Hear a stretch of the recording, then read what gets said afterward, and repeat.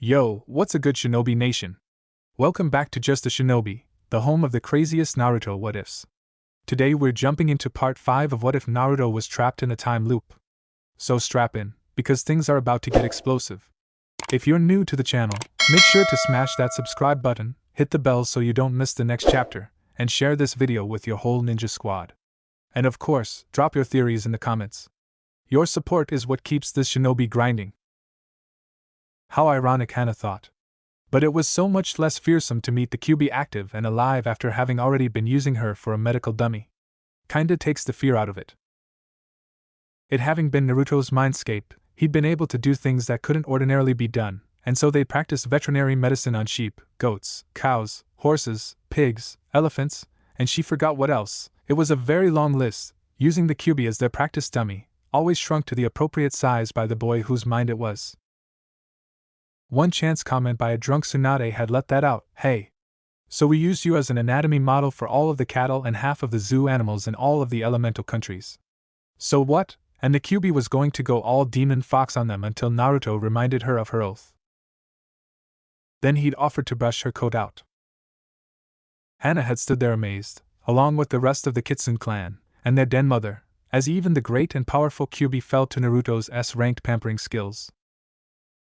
They were more dangerous than ninja techniques, in their own way. A few hundred shadow clones spread out along her length, several brushes, perfumes. It being in his mind, he had access to anything he'd ever mixed, as well as a whole flower garden representing what he'd learned helping out at Ino's shop, and massages, Fox edition, which he'd apparently studied on himself, and the Lady QB had begun begging for more vet treatments. Part of Hannah was so proud of her husband it hurt. Other parts were ever so slightly scared that he had that much power over the women in his life.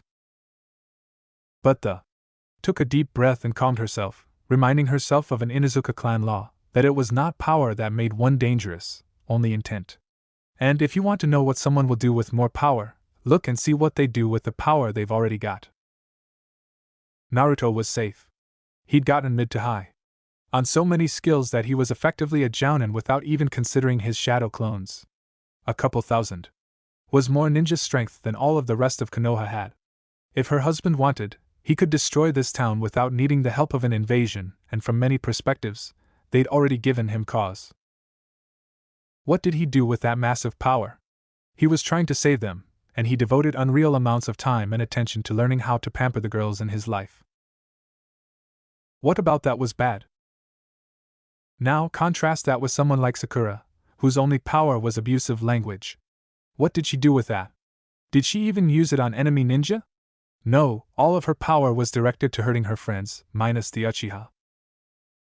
The Uchiha himself was a messed up piece of work. He used his power for himself, always for his own interests, and if anyone else wanted something from him, they could hang themselves from the nearest tree. Kakashi was almost the same, although he did respond, slowly and with at best only minimal effort, but he did respond to demands placed on him by his village, where Sasuke did so only because he was seeking more rank, and thus more opportunities for power for himself. Despite how much those two were alike, there was a difference there. The had some loyalty to his village, whereas Sasuke sought only power. Close exposure to Naruto over she forgot how long had inevitably carried with it some exposure to the treasured Uchiha, and none of the girls were favorably impressed. Even Ino had overcome whatever affection she'd once had for the genius prodigy on close exposure, showing them all more about how the spoiled brat behaved. You could learn an amazing amount about a person by watching how they reacted to slightly different stimuli. Naruto had done that to learn how to manipulate people into doing things for him, with the aim of training up to eventually save his village. Ino had done the same, or tried to do the same, convincing Sasuke to grant his favors upon Sakura. As having her own man, Ino had wanted for her old friend to get the one she'd been after for so many years. That exposure had turned the daughter of flower shop owners utterly and completely against anything to do with Sasuke Uchiha. She'd learned all she could about his buttons and how to manipulate him, discovering the details of his personality to an encyclopedic degree while trying to turn him into the sort of person so many girls thought he was, even resorting to Naruto's adaptations to her clan's mind transfer techniques to get inside of his head to access the Uchiha's memories. What I'd found there, and reported to the rest of the Kitsune clan, had finished convincing her and them that there was nothing good or admirable about the Uchiha, and confirmed everyone's worst fears about the boy that, having seen the inside of his head after getting the curse mark, she knew the Uchiha was going to betray the village and go desert to join Orochimaru. Sasuke had already made the decision. Even the invasion didn't change his mind, and although he was going to play hard to get to do what he could to increase whatever recruitment bonus the snake, or his cronies, offered, the Uchiha had already decided to go. It was only a matter of time until he did so.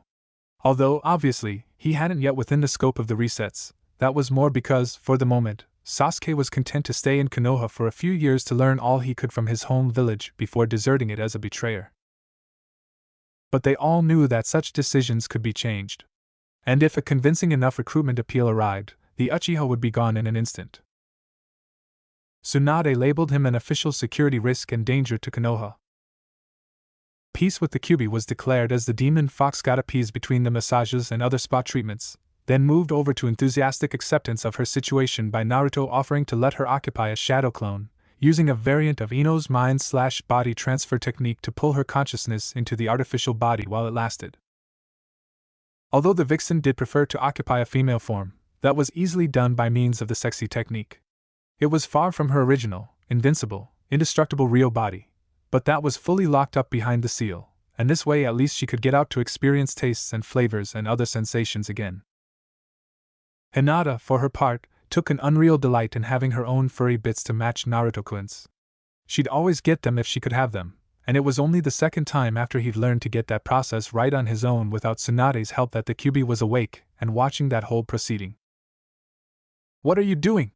the still very weakened demon vixen asked as the boy went about drawing those large and intense seal arrays for the bloodline transfer technique, with the rest of the clan looking on and watching, some to make sure he still did it right, and others to be learning for themselves.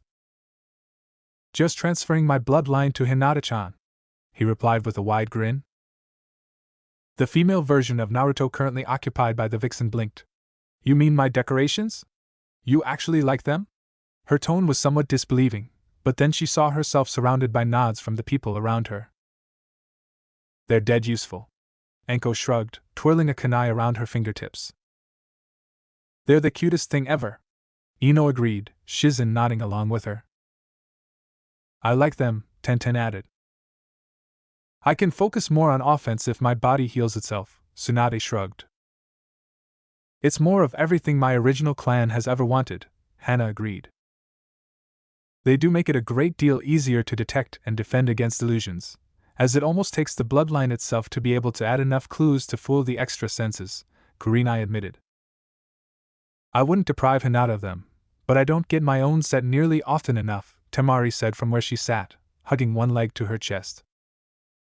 They made her feel pretty, even when she had to disguise them. Ayam didn't answer, but inwardly had to agree with Temari. Kyuubi preened. "Well, you have good taste. But why are you doing it that way?" Naruto stopped what he was doing, scribing medical seals on Hinata, to ask, "Is there another way?" "Of course." The fox sounded affronted that she'd have to state anything so obvious. "I gave you those decorations. It would be a simple enough matter to decorate your mates, as well." "You mean the actual ones that don't go away?" Hinata had teleported out of the medical seal array to be standing hopefully before the female Naruto clone the Kyuubi was currently controlling, the shy girl's hands clasped in hope and pleading before her. All of the others present had perked up in interest as well. Slave that she was, the Kyuubi had to admit that being pleaded with agreed with her. For that matter, she'd been treated with none of the cruelty she'd have given them, if their roles had been reversed. Silly weak humans, but they were entertaining creatures. Then she saw Naruto peering at her closely, as if reading her thoughts, and, knowing that to be his privilege as her master, gave up that line of thinking and resigned herself to an honest, unthreatening answer. "Yes. It's nothing more than a slight alteration to your chakra matrices that the regeneration then makes current, no matter your physical state. You could have the bits I give you cut off, and they'd regrow instantly, while the portions separated from you would simply dissolve. That last I added so no one would think to make a coat out of your tails. The only one allowed to do anything with my tail is Naruto," Hinata insisted, firmly agreeing, and inadvertently causing several of the other girls to blush at the possibly unintended implications. Although, for Hinata, they hadn't been unintended at all. A change like that, you'd even keep your memories automatically despite this silly time loop, without a need for your mate to go restore your minds from backups every time. The fox and human girl form mused aloud. That would mean you'd stop losing bits each reset, as he failed to copy everything up to the moment of your deaths. Decorate me! Hinata shouted, causing several of those around her to blanch in alarm or shock at her sudden assertiveness, they couldn't tell which. And me, Ino added. And me. Temari rose to her feet. Ayam was suddenly standing with that small, impulsive group as well. What exactly? Hannah began, only to have the rest of her question "Does that involve?" die on her lips as the Cubian human form gave each of those girls a small nip on their shoulders.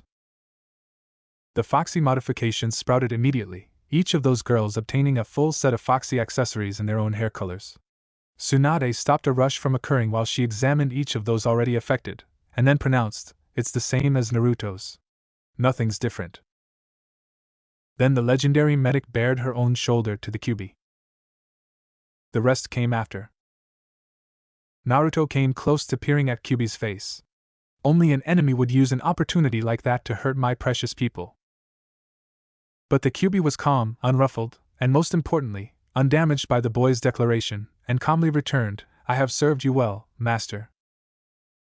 The boy stood back, then smiled. "Oh. Well, in that case, what can you do about helping us share around Hinata-chan's eye bloodline?" Kyubi's sweat dropped. "What did I say about making an ant into a queen? I can copy my own work, since you like it. But human skills and human blood." The Kyubi clone found herself in Tsunade's headlock, as the sweetly whispered, "Come along, dear. You and I are going to study some medicine." Kyubi's ears drooped. "Do we have to? I didn't like what you did before." The was unmoved. "All medicine except popping pills is disgusting. All of it. But you aren't going to be our training dummy this time, not unless you deserve it, that is. No, my new student, if you can transfer a bloodline around without all of the work I'd have to go through to do it, you are simply going to learn how to pass more of them." And with that, the dragged the demon fox away. Naruto was immediately engulfed in furry cuddles by the girls left behind. Ino faced Sakura across the floor of the exam preliminaries with a sly yet confident smirk on her face. Sakura tried to match her grin for grin. As she opened her mouth to declare their friendship null and void forever, though, Ino interrupted by forming a hand seal. "Sakura, have you forgotten that this is a fight? Naked in public technique." The pinkette discovered in horror that her clothes exploded apart into a cloud of loose threads that then dissolved in midair, leaving her utterly bare in the center of everyone's attention. She fell screaming to her knees, legs locked tightly together, as she covered herself with them and her arms. For those outside of the illusion, which was everyone but Sakura herself, saw the girl clutch herself and fall, still fully clothed, to the ground. Most couldn't even figure out that she was trying to preserve her modesty from an illusion occurring in her mind, and were confused she'd curl up into a ball like that. Inside the illusion, Ino walked up to her paralyzed with modesty friend, and said with a nasty smirk, "You aren't worthy of Sasuke. Shall I bend you over here before everyone and write property of Naruto Uzumaki on your butt?" "No! No. Sakura screamed, shaking her head frantically, puzzling everyone up in the stands, while the Hokage and others easily figured out she was caught in an illusion. Inside the illusion, Ino shook her head, sking. "Well, if it isn't going to be the marker, it's going to be the sword." She drew one of the blades hanging from her waist since the beginning of the forest test. "Goodbye, forehead girl." Sakura screamed as the sword made an arc that connected with her neck, not even trying to evade it as her arms and legs were busy concealing her parts, and the real person passed out, fainting as she died in the illusion. The rest of the audience looked on, puzzled, as the girl simply screamed and fainted. But the judge looked her over for a moment, then declared Ino the winner. Medics revived the girl moments later, only to have Sakura immediately clutch her parts to conceal them again upon waking, only to discover the feeling of cloth under her hands. She opened her eyes in amazement to find Ino standing there confidently before her, declaring, "Fight's over. You lost." Looking around, she could see that she was removed from the stage, and there was another fight being called. Somewhat shamefaced, but trying to conceal that behind anger, Sakura got up to declare, shouting, "That was a terrible thing to do, Ino." "No. It wasn't," Ino shook her head calmly, confidence unshaken. "All I did was spare you some bruises. You'd not have half your chances with Sasuke if I'd used a fire technique to burn you to submission instead. Burned scars are never something that heal quite right. Or would you rather I carve up your pretty face with wind?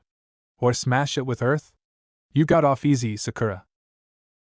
Still trying to preserve some of her confidence and dignity in spite of her recent defeat, Sakura sniffed haughtily. "Well, you won't defeat me with that illusion the next time." "Oh, I won't, will I?"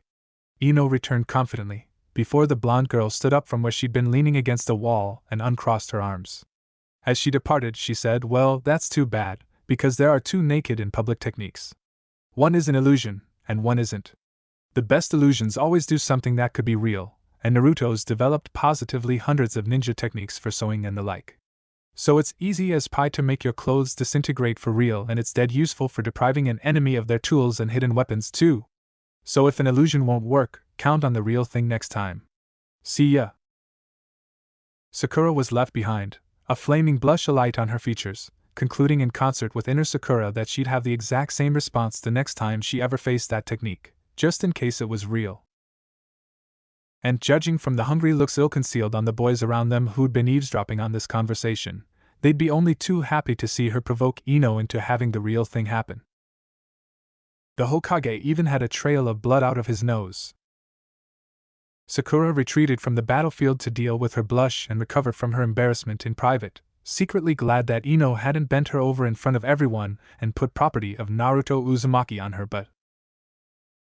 Ino, on the other hand, was back to standing beside that wonderful boy up on the balcony, privately cheering that she had such a mark on her own bottom under her panties, and sad for Sakura that she didn't. Anko insisted, and the pinkette didn't know what she was missing.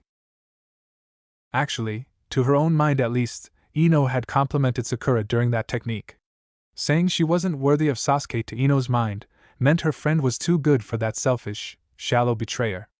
Offering to let her into Naruto's little club had been the most generous, kind, and loving thing she could do for her oldest friend. And if she'd accepted, she'd have instantly hauled her off to go get included into the Kitsune clan. The massages alone could have convinced her to love it.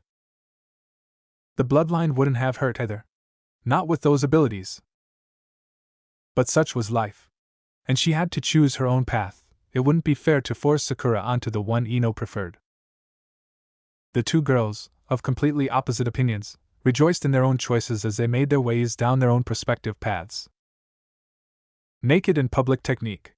Naruto called out as the trio from Sound came to their camp they made after the Orochimaru attack during the forest part of the exam, the next reset. All of the clothes vanished from the attacking trio, dropping assortments of weapons they'd carried haphazardly onto the ground. "Wah!"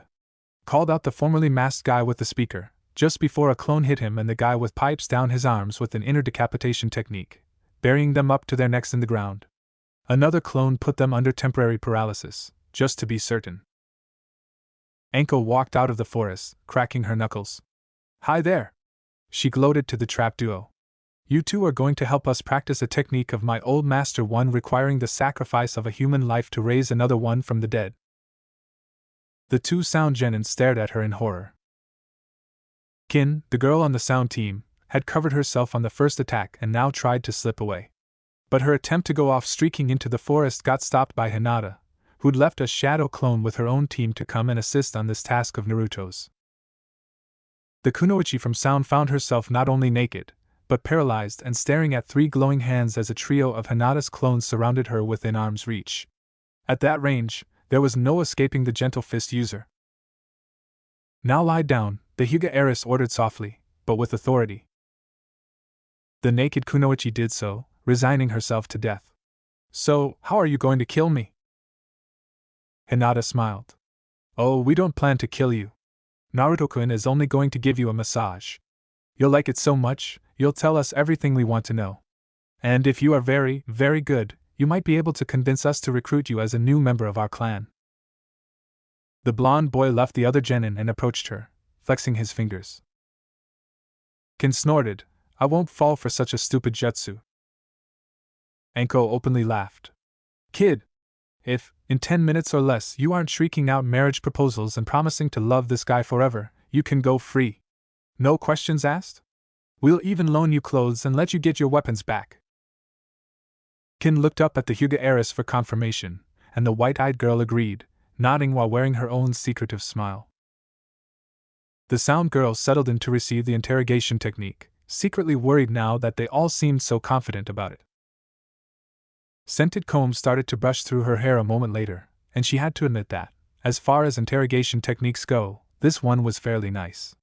At least there was no probability of scarring. 10 minutes of this shouldn't be too bad. She could easily endure it if this was all they had. The kid's warm and flexible hands started to work on her a heartbeat later. Sasuke was still asleep, having been cured by Naruto of that awful cursed mark. So it was without other concerns as Sakura slowly became more and more absorbed, focusing in on how Naruto destroyed the enemy Kunoichi's resistance and got her squirming, then writhing, then howling aloud with pleasure as his apparently magic fingers went work on the muscles of her body, rubbing her scalp and so on.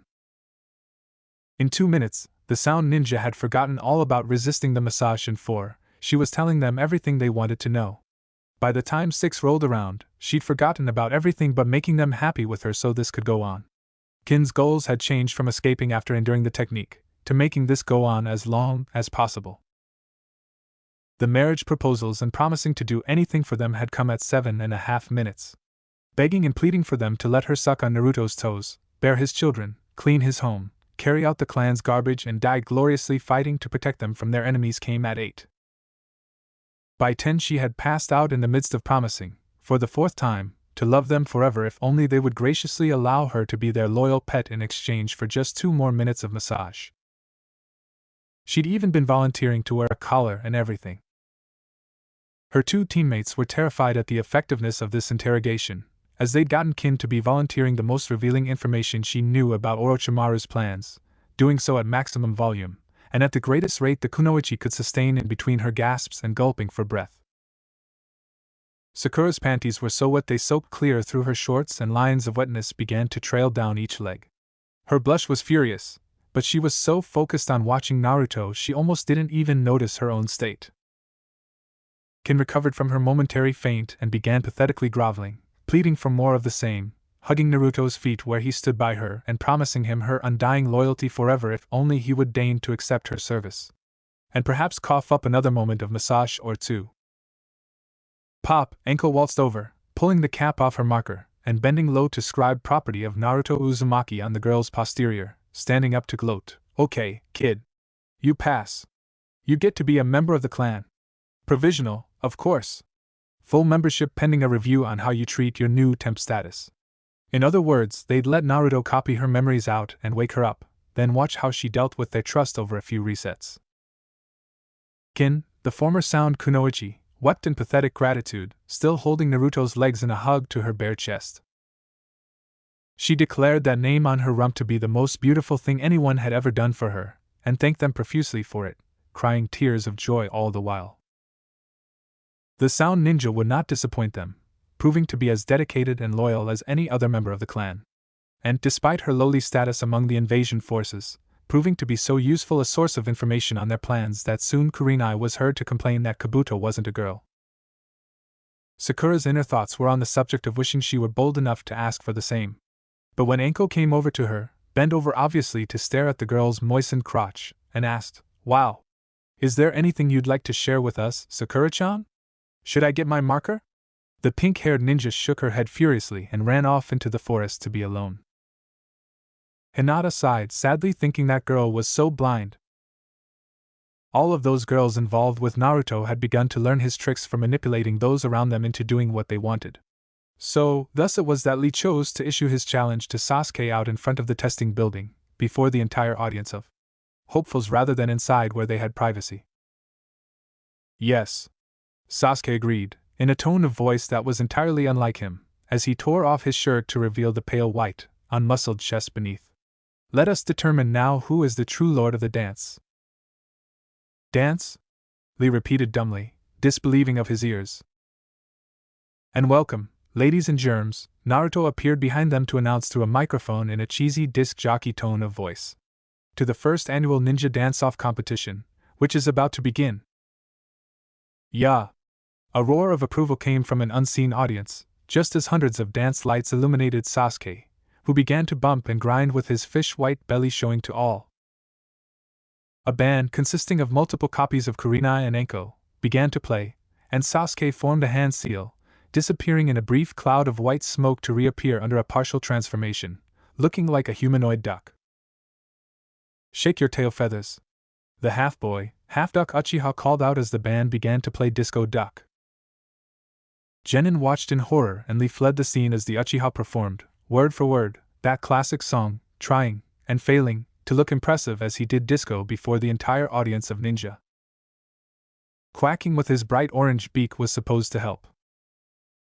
Sakura hid her face in her hands, peeking out only now and then to make sure that it was as bad as she thought it could be. It was every bit so bad. Sasuke concluded his song to the accompaniment of chirping crickets, as the crowd was unable to believe that he just humiliated himself so badly. "Stand aside, my friend," Naruto entered the stage area, shoving the half-duck Sasuke back out of the limelight, "and let me show you how to do it." With a puff of smoke, over a dozen giant toads had appeared and the band struck up a different tune. A much more powerful and striking tune. "Macho! Macho frog!" the 24 toads sang, dancing to the beat as a chorus line. Naruto was before them, forming a fist to sing, "I want to be a macho frog." "Macho! Macho frog!" the 24 toads repeated their chorus line, shaking the town block with the force of their dancing. Jaws dropped open over the entire audience line. Those that hadn't before largely did so now. As Naruto finished up, instead of crickets chirping, those real ones unseen had mostly been eaten by smaller frogs providing vocal backup. There came many cries and shouts of appreciation from certain kunoichi in the numbers. Bowing twice to his audience, Naruto withdrew. Those who thought things were over, however, were in for quite a large disappointment as, to the apparent shock of her teammates, Kin of the sound team shoved herself forward with a proud smirk in place on her lips. Stepping out, she declared, "Do any of you think you can compete with a sound ninja in a song and dance contest? Please?" She formed a hand seal and a half-dozen clones of her appeared, all of them wearing different combat outfits. They immediately sang "Be a Ninja" to the tune of "In the Navy." Open jaws from every corner would have been catching flies if the frogs hadn't already gotten them.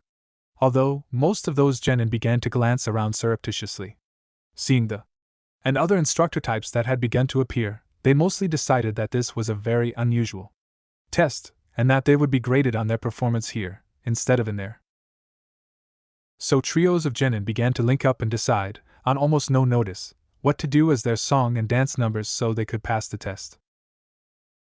Now remember the rules, ladies and germs. Naruto appeared again, beside Ibiki and Kakashi too, who were just utterly shocked to find themselves sitting at a judge's desk with a gong hanging behind them. The judges can choose to remove any number for being too lame, uncoordinated, or just plain silly. So stomp your feet, clap your hands, come on everybody, do the hamster dance. And thinking this was somehow part of their grade on the test, they did. The entire group of genin did, scrambling to find out who to copy as they began to move in tune while the band began to play. Kakashi and Ibiki began to blink at each other behind the judge's stand, before wordlessly turning back to observe the floundering genin trying to dance. Several senior, already recruited as test proctors, finding themselves with judges' tags on and standing out in the midst of a sudden crowd of dancing genin, began to look around themselves in confusion, first to see if anyone of actual rank was serious about this. Then, on spotting both Kakashi and Ibiki sitting calmly, or stunned, but on such seasoned ninja that state was never obvious, behind the judges' stand with Tsunade standing behind them, a hand on each of their shoulders and grinning, the test proctors assumed this had been a change of plans and began to look around themselves on the dancing genin, drawing on whatever meager exposure to dancing they had to start disqualifying people. Mostly, they did it on the basis of that look stupid, which was unfortunate, as this was the hamster dance, and the only appropriate ways to dance to it were stupid and silly looking, although there was one surprising team from grass who made it look amazingly graceful. And no, Naruto's team had nothing to do with that. It was just a surprise they had that talent, that's all. Luckily, the proctors started out by eliminating those who were the most silly and stupid looking, which was mostly those ninjas who were completely out of their depths and hadn't bothered to copy anyone successfully. So it was okay in the end. Our next number, Naruto called out once that song was over, is the lovely and gracious Temari from Sand, who will be tap dancing to Singing in the Rain, and may I take this opportunity to remind everyone of the one-jutsu limit on their performance numbers. Temari danced out in a top hat and coat, long, fishnet-clad legs and bearing a cane.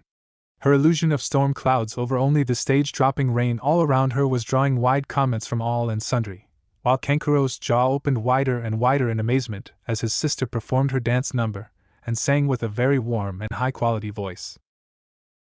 Gaara was too busy licking an ice cream cone from a vendor that had begun to circulate to comment. Actually, these being ninjas, and figuring out, or so they thought, that this was a test of their adaptability, they began to seek out those who had prepared plans to copy those people, or to make their own adaptations of numbers already performed.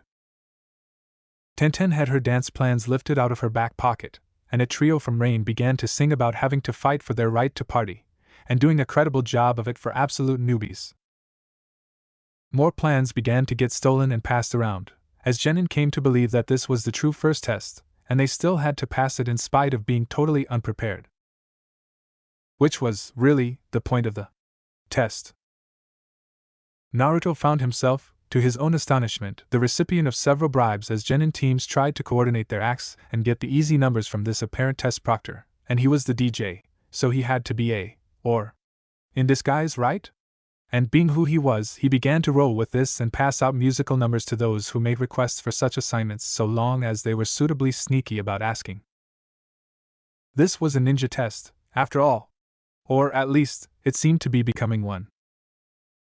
He took pity on one such group and let them, including Kiba, sing Summer Loving from Greece, which was, for most of the group, a simple matter of chanting tell me more, and so as easy a number as he could give. But he wasn't about to make it too easy on them, and the guy with pipes down his arms from sound got himself stuck singing about freakazed robots that were about to break out. Kurenai and Anko on the band also began to get approached, both for offers, and by Genin hoping to acquire music by theft or copying so they'd at least know what their options were. It began to be an insane display of ninja skills as people from all across the elemental countries began to employ their talents and abilities in procuring the mission-critical information of who had what dance, how they were going to do it, and what exactly that dancing involved. Anko almost began to cry, as it made her so happy to see so many ninja using their abilities to recover from an almost untenable position. Yes. If this were a true test, most of them, having no idea how to sing or dance, would have been completely unprepared to pass it. But they were responding in true ninja fashion and coming up with such imaginative ways of overcoming their positions. Forming eyeballs of sand to watch over her shoulder and follow along the sheet music as she played number after number, using that and experience at deciphering codes to learn to read music so he would be less unprepared when his turn came around. Stealing copies of music. Using a knife in your back approach to blackmail Genin, who'd already passed to divulge the critical data on how and what to do. They were facing this test as the ninja they were. And it made her so proud she had to cry. Kenkuro got out there with his puppet, the puppet wearing a hastily donned dress she had no idea where he'd found it, and the pair of them stumbled around to a credible waltz. He'd never danced before. She knew it. But out there he was, looking to be one of the most prepared of their impromptu contestants. They were ninja. They were supposed to be adaptable. Coming up with plans on the fly to counter unpredictable events was part of the job description. And there they were out there doing it. It made her so proud. The thing was, Ibiki clued in and began to see it from that light himself and settled in to judge things more seriously. He was an expert on stress and the kind of things it did to people's minds. As head of torture and interrogation, he'd been exploiting that for years. And he'd begun to perceive that out there on that dance floor were more stressed and frantic than even his plans for this test would have or could have achieved. Public humiliation was an ever worse form of torture than he'd originally planned for this, and because of that, this dance contest was an even better way of eliminating those with weak nerves than his own planned event was for purposes of determining who had the nerves to make it as A, and so deserved promotion.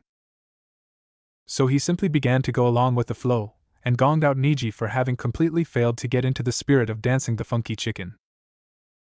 What made it even odder was, to avoid embarrassment, the rest of the authorities who actually had authority to cancel this, didn't, and the proctors began to do a much more credible job of eliminating bad numbers before long. So, by default, it became the first test of the exam. Although nobody had the nerve to gong out Gaara for doing the tango with his own sand clone, no matter how creepy it was. That team from Grass passed without any problems. Sakura got gonged out before singing a note, and Anko was seen standing by the judge's desk looking too innocent for it not to be faked. Hinata then made a triumphal entry onto the stage floor, crossing over it to grab Naruto and drag him back onto it with her, where she then began to sing quite emotionally, getting into the role of You're the One That I Want. Also from Greece. Ino, in the background, was mouthing along to the words I need a man, and my heart is set on you. Inspired by this dual performance, as Naruto had had his own lines to sing to go along with that song, Tenten made her own performance right after with a song entitled Hopelessly Devoted to You from the same play, and that ended on such a note many of the kunoichi in the audience who were not frantic over their own numbers were in tears. And Naruto had to go over to cuddle her as Tenten hadn't survived that act without sprouting some of those herself. Shino made a surprisingly good showing for himself singing Wooden Heart, which no one would have expected from him, but was done very well. Having bugs inhabit his body had apparently granted him perfect pitch. Inspired by Hinata having dragged out a partner who'd already sung his number, most of the remaining genin began to follow that path in order to have someone to lean on to hopefully prop up their own flagging skills, and things really began to get insane with duets, choruses, and crazy numbers and odd combinations, bringing together the wildest assortments of people. Shino found himself in the lead female role, singing opposite Ino, who'd somehow gotten stuck as the male lead, singing the title song from Phantom of the Opera arranged by a full dozen nameless Konoha genin so they could do the chorus lines, repeating Beware the Phantom of the Opera, which was so silly they got gonged out. Choji did his become a big ball technique and did I'm a Little Teapot to rounds of raucous laughter, only to be followed by a weird El Polka from an amazing conglomeration of genin from different villages, including many past performers. And then things just got odd. Lee, unfortunately, chose to dance the hula, so there was nothing for it but for him to be gonged out. Naruto-chan? Can we talk for a bit? Not having had any of the marital difficulties or problems that could make a guy openly cringe at such a statement, Naruto ran happily off to see what it was his wife wanted. It's nothing bad, Shizen tried to reassure him, despite such reassurances not being necessary. I was just doing Tsunade's monthly exam, not that we need to do them, or anything, but it would be bad to get out of the habit of doing them entirely, and I discovered something. Naruto looked simultaneously terrified and excited. Am I going to be a daddy? Shizen laughed. It was a musical sound. Not while these resets are going on, at any rate. You need 9 months, not 1, and that would normally be impossible, given Tsunade's age, which brings up the real point of what I'd wanted to discuss with you. You do know that Tsunade used an illusion to look young, don't you? Guilelessly, Naruto shook his head. Shizen giggled again. Well, at any rate, she did. Suddenly she felt guilty for exposing to their mutual husband that her teacher was not as young as she appeared, and so resolved not to fracture his innocence on that subject any further, or any more than she had to, at any rate. A woman's age was a precious secret, in most cases. Well, in any of the cases where it could embarrass or disadvantage her, and Shizen would hate to be the one to do anything that might hurt Naruto's feelings for her long-time instructor and associate. Well, Shizen continued, wondering how to cut this story down to its very most essential basics, so she didn't have to reveal any information that did not have to be revealed. Tsunade was a bit older than she looked. The girl apprentice bit her lip before admitting to this next part, old enough to not be able to bear babies. She just used an illusion to look younger, and that's the most amazing thing, the apprentice hurried on, hoping he'd not ask about the parts she was essentially skipping. Because she doesn't need an illusion anymore. She had to drop it for her exams, and she looked exactly the same without it as with it on. Somehow something made her younger, and we suspect it has something to do with the Kyuubi's decorating. So, Fluffy made Tsunade younger? Naruto was puzzled about what was wrong with this. What's bad about that? Fluffy? Shizen allowed her thoughts to be derailed by that odd nickname. Naruto shrugged, seeing her confusion. Well, you can't call someone the this or the that all of the time. It gets boring. That's fine for titles but not for names. So I thought, since she was furry. Shizen boggled at his casualness in naming the Kyuubi like it was a pet. Oh, but she is, the boy told her, smiling. My pet, that is. He was an expert at reading people by now, so could tell what Shizen was thinking. After all, she is an animal, and I am her owner, so what else would she be? Shizen's mind sputtered to a complete halt on that thought, before she defaulted back to her own explanation as something she could understand. My teacher has a regeneration technique that has saved her life several times, and can regrow just about any extent of damage. The trouble is, she gets older each time she uses it. But somehow, the regeneration the Kyuubi granted through her decorations does the exact opposite thing, making her younger instead of older. Not quite, the fox herself interrupted where she'd been lounging on a sofa, napping in the sun. It merely works to restore one to an ideal state, viewing the deterioration of what you humans call age as simply another form of damage. The young ones who have not yet earned their maturity are working toward it no faster. Oh, the Sanin's apprentice mumbled. The vixen grinned. But once they reach it, they will stay there more or less forever. Hey Shizen!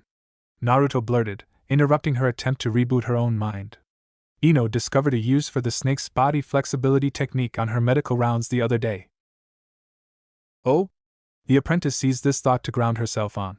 Her teacher had carefully identified each and every one of the major and minor medical cases in Konoha over the entire period of the exam. Well, all of the recurring ones anyway. Her list didn't account for random damage received while trying out new reset patterns. Anyway, this list consisted of the opportunities she had to teach her trade to her young students outside of the laboratory environment, and she had a habit of sending off the prospective medical ninja of Clan Kitsune, which was, by now, all of them, to handle case loads on their own once they'd reached a certain point. It was something of a rite of passage, to be able to take on a serious case load and do a good job on whatever medical mission she sent you out on.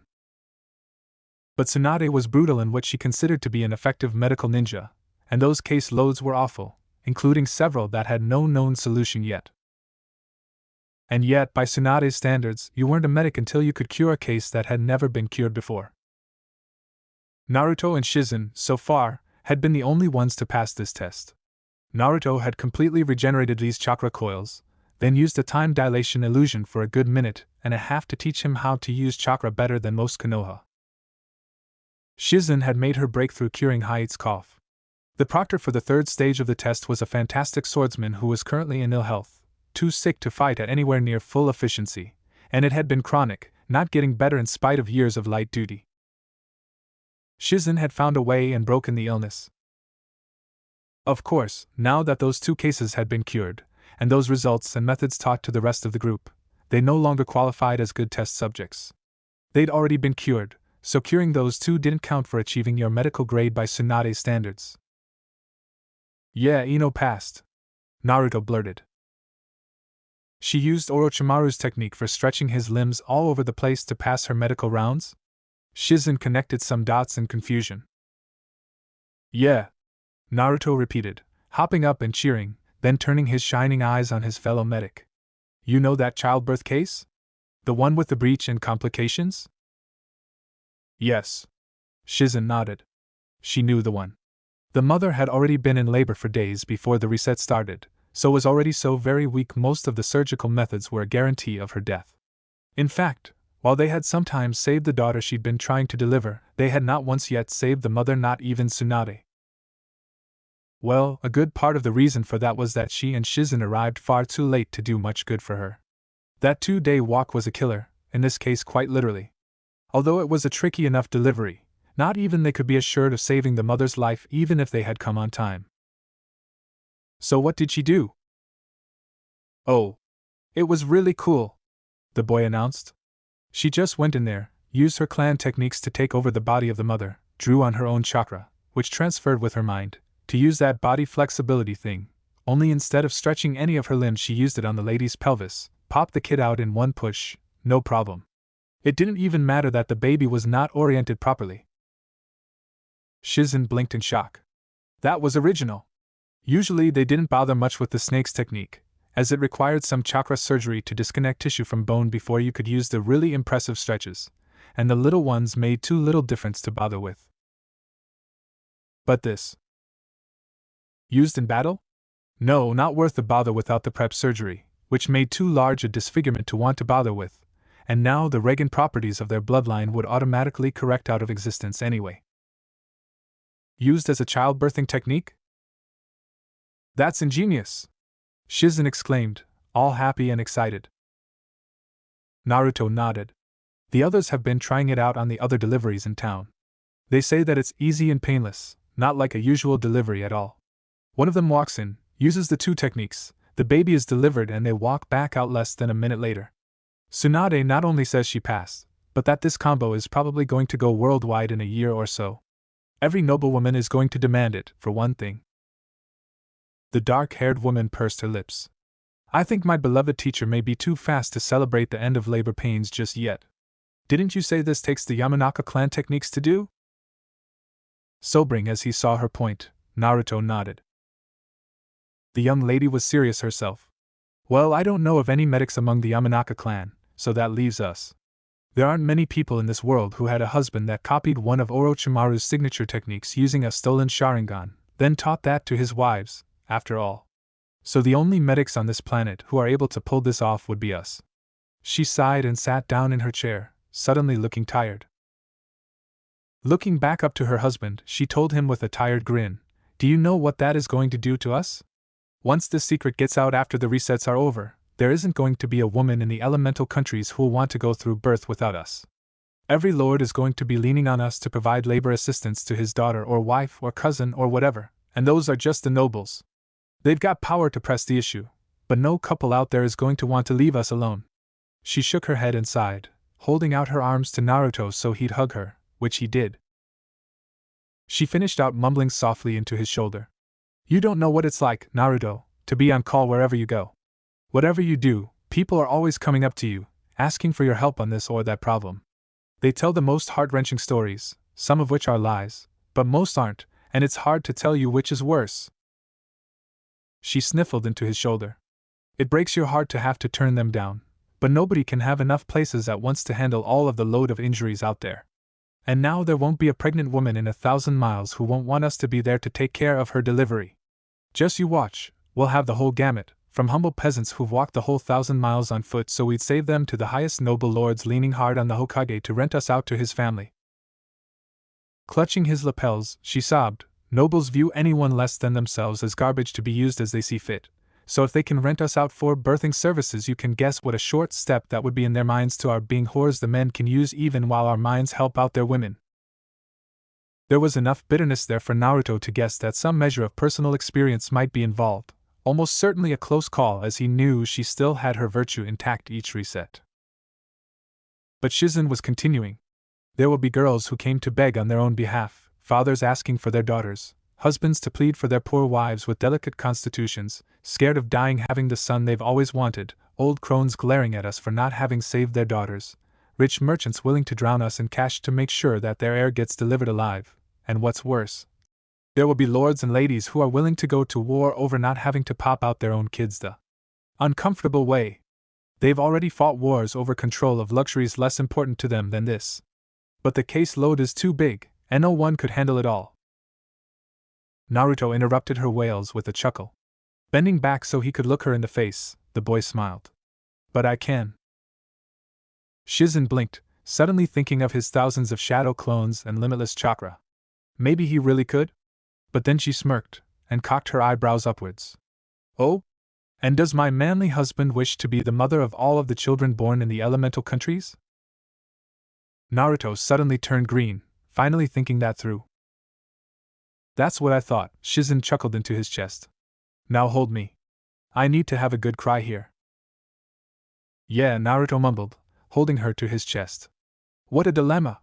They had one of the most revolutionary healing techniques known to ninja in their clan now, and they either had to keep it a secret, or get mobbed by too many people demanding they use it to benefit them. He never suffered any shortage of himself in the supply and demand area before, but unless he wanted to experience, about 1,000,000 childbirths himself, even if it was the easy way, then. He sighed, looking down to where he was stroking Shizen's hair, and decided that they'd probably have to limit its use to life-threatening cases, and then only to Konoha, and even that would probably wind up being a solid caseload. But even so, they ran a rather substantial risk of discovery, so eventually the method would become known, and once it was out there that it existed. He sighed, shaking his head even as he stroked Shizen's. While she was busy moistening his shirt, he was thinking it through, catching up to what made the experienced medic cry. If this became a luxury that people could go to for their convenience, then no one with any money would want to go through the old way again. People who didn't want any more children would even be changing their minds once they knew this was out there, if they thought it was available. And the more they used it, the farther knowledge of it would spread, so the case load was literally infinite. Not even he could handle it all, not even if he wanted to. How to use it for those who needed it, without having to do it for everybody. They couldn't afford to train everybody, or even all of the medics, in the Yamanaka clan techniques. Or else, if they did, then no one would ever be safe in their own body again. People would be stealing one another's bodies to use them for things the owners probably wouldn't want done, and Naruto broke down crying himself when he realized the extent of suffering out there he could have stopped if not for basic facets of human nature. He snorted, wryly thinking that he thought being a good tailor was tough. If anything, Shizen had understated the demand for this new technique. No sooner had Ino invented it, and the others began using it, then the women of the village began talking about it to an extent not even the gossip centers of Konoha saw very often, and so of course the nobles heard of it, and even though none of the Fire Lord's family were pregnant just then, he had the entire clan withdrawn from active ninja service for fear of harm or accident. Sooner even than when he'd been letting people discover he was this amazing tailor, Naruto got pulled out of the exams, he and all of his genin girls, and the Fire Lord was looking to marry him off to one of the lesser and more disposable minor noble ladies of his court to more firmly cement his hold on the young lad with the amazing medical clan when the reset rescued them. Well, I was going to send all of you losers out to fight each other in no-holds-barred struggles, ambushing and killing each other in the forest of death, Anko declared to the room of genin. But that just sounded too easy. She smirked at the seriousness of most of the faces of the class. Okay, she had to admit, you do the same thing over and over and it just gets boring. So, since she was in charge of the second installment, and had authority to change it more or less on her whim, she did so. So, instead, we're going to play a little game. It's called Torture and Interrogation. We'll have the proctors select one member from each team, always a girl if you've got one, as those make for the easiest marks for interrogation in most cases. Anko noted the nervous looks of most of her prospective students, so she knew she was doing a good job as she continued. She will be disarmed and bound as a pretend prisoner of war, and given a secret she has to keep if her team is to pass this exam. Then the remaining 2 members of her team will receive the kunoichi of some other team, while she gets dragged off to be handed to someone else in turn. The job of the 2 guys will be to get the secret information out of the kunoichi they receive, but since this is only a test, they'll not be permitted to do any permanent damage. We'll pretend that is because of delicate political situations, which happens more often than you'd think in real life. Anko tossed her hair, secretly pleased by the frightened look she saw. It occurs often enough when you know a mark has a secret you need, but they are a member of an allied, or at least not enemy, village, and so you can't just turn them into hamburgers without risking a war. That also means no rape, sexual assault, or other crimes with serious consequences. A light touch-only interrogation, or one of the most difficult to do. Any team that crosses that line automatically fails. Any kunoichi that gives up her secret also fails on behalf of both her and her team. Any pair of guys that fail to get a secret out of their target prisoner fails the exam as well. To pass, a team has to succeed at both, getting the secret out of the prisoner they're given, while the captured member has to not divulge hers. You'll have 30 minutes in which to work, and the girls are permitted to attempt to escape if they can. A bunch of very serious genin looked at each other as one of the proctors called out for them to line up to receive room assignments. The number of medics arriving in the building was not lost on anyone.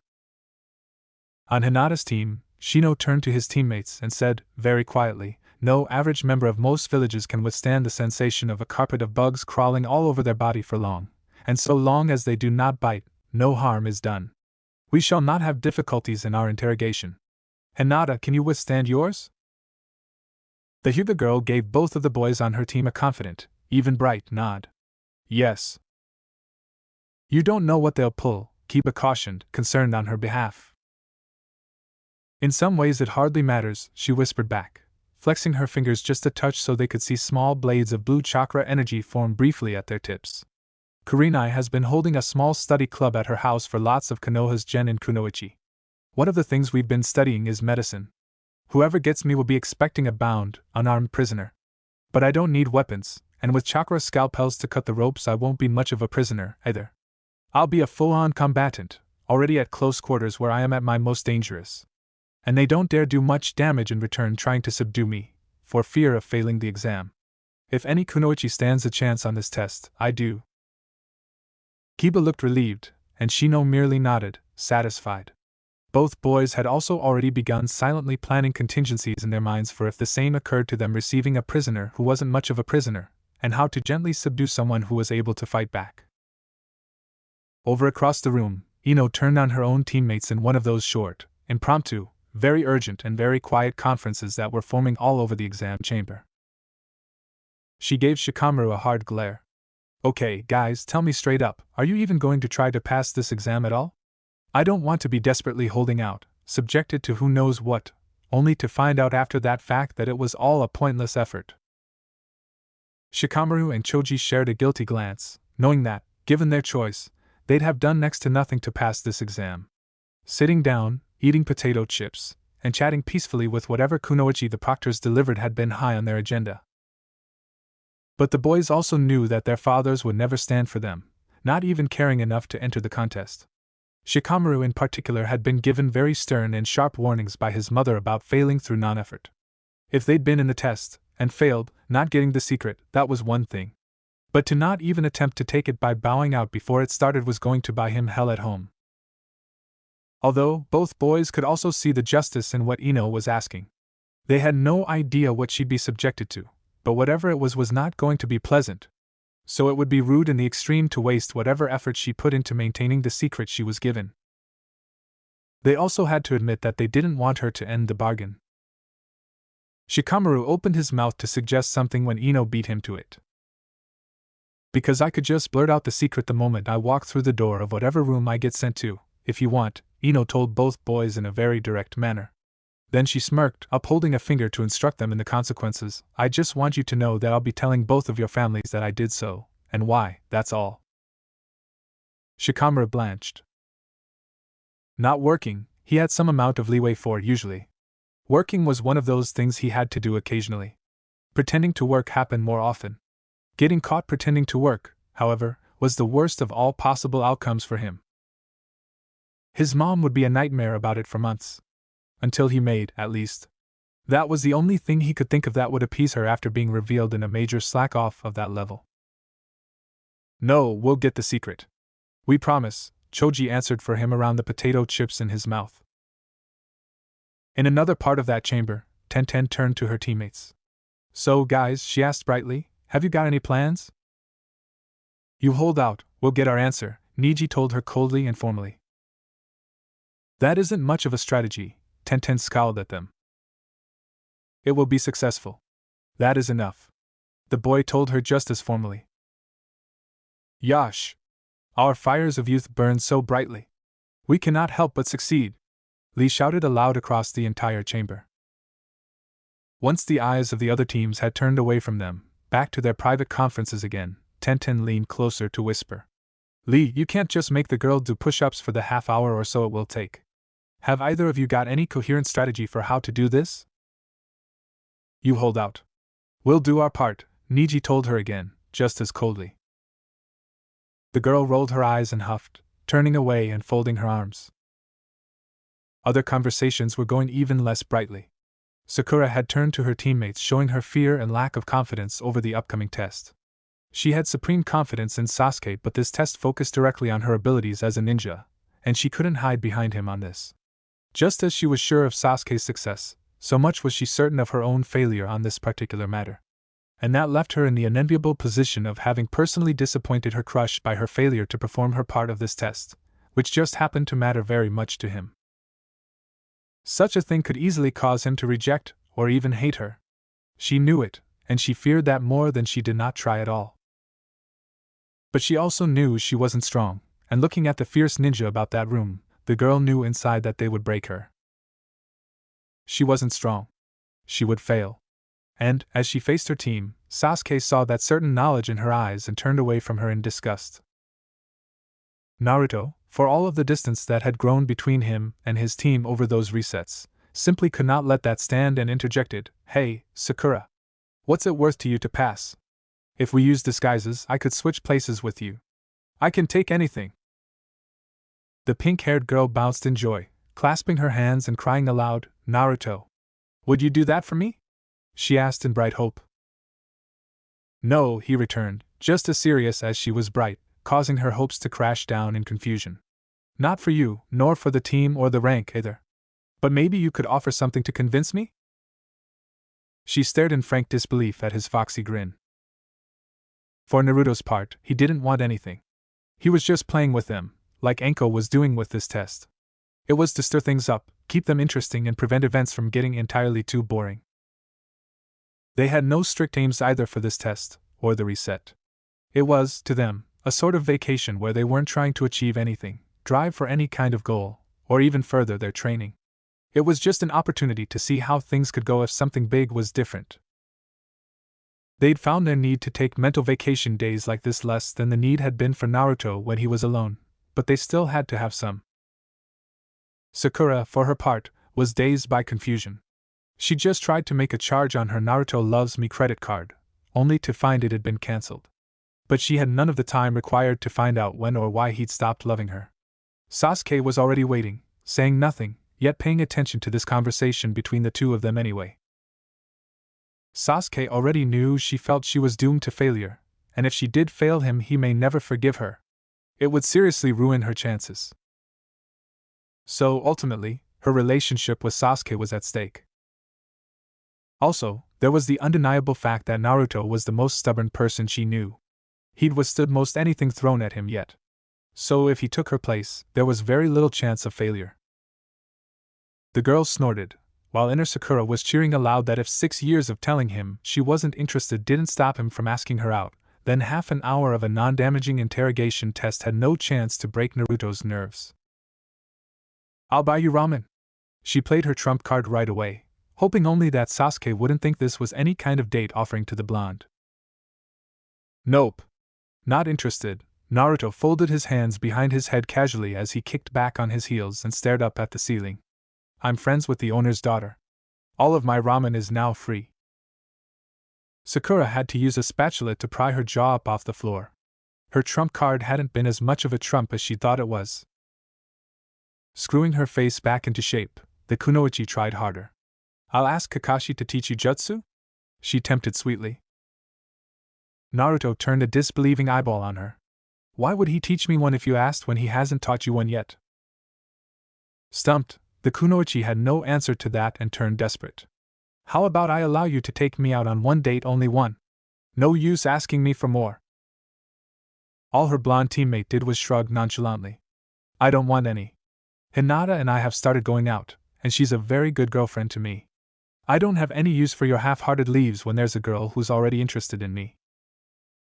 For a second time, the pink-haired girl had to use a spatula to pry her jaw up off the floor. But this time she also had to reel her eyeballs back into their sockets after she'd done that. "You know, you're not being very convincing," Naruto told her in bored tones. Realizing that her time for doing any sort of trade was running out, that the test proctors had already begun walking around the room separating out the kunoichi, Sakura fell back on the bulwark of the desperate. "Anything!" she cried out in a fierce whisper, clasping her hands before her. "I'll do anything. You just name it."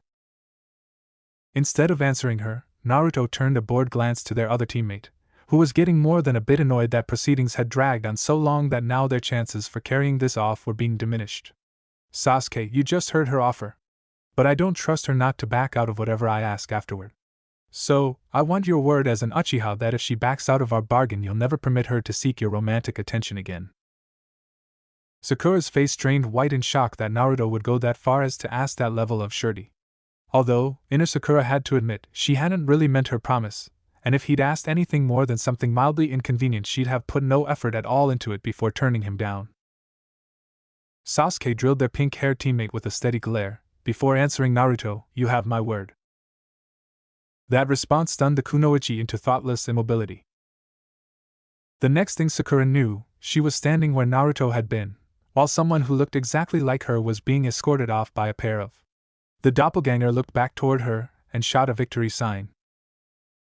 Looking down proved she was wearing an orange jumpsuit, while a touch to her face told her that it wasn't her features she was wearing. She was not as good a ninja as she thought, or she would have realized that this was no ordinary transformation illusion. But whatever it was, it had fooled the test proctors and gotten her out of her certain failure, so she was grateful. However, that anything goes promise hanging over her head did much to diminish her joy over her recent deliverance. Fail and you die, Gaara glared at his sister as she was about to be led away. To his surprise, she laughed brightly in reply, almost causing Kankuro an aneurysm that she would risk their psycho little brother's ire like that. She even reached over and pinched Gaara's cheek. Now you behave, she told him. And when I come back we'll all go out for ice cream and to play with some balloons. Convinced that their sister had totally taken leave of her senses and lost that healthy, self-respecting terror in which all thinking beings held their murderous little brother, and that said psycho was going to lash out any moment to destroy her, Kankuro began scanning the chamber for a good place to hide while his puppet got killed in his stead as part of inevitable collateral damage. He'd barely been at this a second when he felt a tug on his sleeve, and looked down, nearly wetting himself at the sight of Gaara there touching his arm. Come, the murderous little psychopath told him. We have our room assignment. You aren't going to kill me? Kankuro's traitorous tongue blurted out before his brain had a chance to properly censor that comment. No murderous rampage destroying this chamber, and hundreds of people? No, Gaara returned sourly. I've done things like that before. It is nothing new to me. What I have not done is played with these balloons. Tell me, do they squeal as they die? Kankuro blinked several times, waiting for reality. Already his traitorous mouth was mumbling, only if you let the air out real slow. Oh dear, oh dear. What is going to happen to me? The little blonde girl led in by the two kept on mumbling, her twin pigtails hanging low to cover her downturned face. Heh heh heh. Split. The two Rain genin who'd been slapping tools of various menacing natures into their hands fell over as the fists Naruto had shoved in their faces connected solidly. They didn't get up again. Well, that was anticlimactic, Naruto in female guise said solidly as she raised her head back up, dropping the whole helpless damsel act. Come along, Kurenai told her. Next room. Why do I have to do so many? Naruto groused, already tired of this. Well, you wouldn't want any of the real girls to go to any of the really dangerous boys, do you? No, I wouldn't, Naruto sighed, resigning herself to this as she allowed herself to be manacled again. Seeing the other stare at her, Kurenai laughed. Oh, don't worry. Enko only promised them a girl from another team. Not that she wouldn't be a boy in disguise, or more dangerous than most, or even that they wouldn't be the 10th or 11th room she got sent to. Now beg, a voice said softly. Please. You've got to let me go. I'm sorry. I'll do anything. Will you tell me the secret? I don't know any. The terrified boy pleaded up to Hinata, where she was standing over him. His teammate had already passed out beside him. They only told the girls. Well, in that case it's all right, the kind girl allowed, patting her would-be captor on the head before turning around and leaving the room where she'd been taken. Oh dear. When they disarmed me they seemed to have forgotten the tigers I had up my sleeves, Temari told the two terrified youngsters from sound as they stared up into the jaws of the mighty beasts that literally had the boys' heads between their teeth. All the tigers had to do was clamp down, and those boys would be history. The paws on their chests holding them down didn't hurt any either. Yet. Sitting down to file her nails, the girl from Sand didn't even look up to see the two boys paralyzed by fright, afraid to move lest they anger the tigers. Now, what shall we talk about? Talk, Sasuke ordered sternly. Oh, please. You've got to do better than that, his bored prisoner stated. The kunoichi only wished she could be filing her nails. This was boring. The girl's muffled screams were actually kind of disturbing. Choji rose up just barely enough to let the girl gasp in a shallow breath before he sat back down again. Something about this is so wrong, Shikamaru lazily shook his head. The girl made the hand signal they previously agreed upon for her surrender, and Choji got up, no longer sitting on the bound girl's face. As she drew in her first gasps in over a minute, not drawn from between Choji's boxer-clad butt cheeks, Shikamaru reminded her in a bored tone, "Remember, if you don't give up the code after having signaled surrender, then he sits back down, and doesn't get up again until you pass out." "I'll tell you! I'll tell you!" the poor foreign kunoichi desperately reassured them. And then she proceeded to puke her guts out. Shikamaru sighed. So troublesome. "Sorry," Choji shrugged. "I didn't mean to fart so much." The poor kid was actually kind of embarrassed. "Hi. Wow. You know, that's actually kind of creepy?" the foreign girl who had Shino's bugs crawling all over her stated in a calm tone. "Where do you think things like this are?" Shino leaned in close, took off his glasses for the first time in ever, and staring her straight in the eyes so she could see the bugs crawling around inside of his pupils, whispered, "This is what I live for." She screamed. Kiba covered his ears. Shino did not permit himself to smile over her reaction to the minor illusion. Thinking you were freaky nuts who didn't care was the first part of breaking your prisoner. Ibiki would have approved. "Talk," Sasuke ordered sternly again. "Do you guys have, a magazine I could read or something?" Tenten was still out in the halls, where a trio of were still going through her pockets and pulling out weapons, while a fourth wrote down her list on a clipboard, so it could be returned to her. Another kunai. 24 flashette canisters with explosive tags, not currently armed. Claymore. Sickle and chain combo. Just plain sickle. A tired and very put-upon sigh. Another kunai. Spear. As he looked up at her from the deep pile all around her, Tenten shot the man passing by a slightly apologetic smile. He simply turned the page and went on writing. Blowgun. A deep groan sounded, and one of the trio announced, "Another kunai." "Talk," Niji ordered in stern tones. The kunoichi he was addressing blew a bubble in her gum and popped it, before going back to chewing without saying a word. Groan. Another sickle. Moan. Another chain. One of the almost broke down crying, "Another kunai." Talk," Sakura tried ordering sternly. "Do you guys mind? Try to keep it down a little bit, you're disturbing my nap," their prisoner retorted.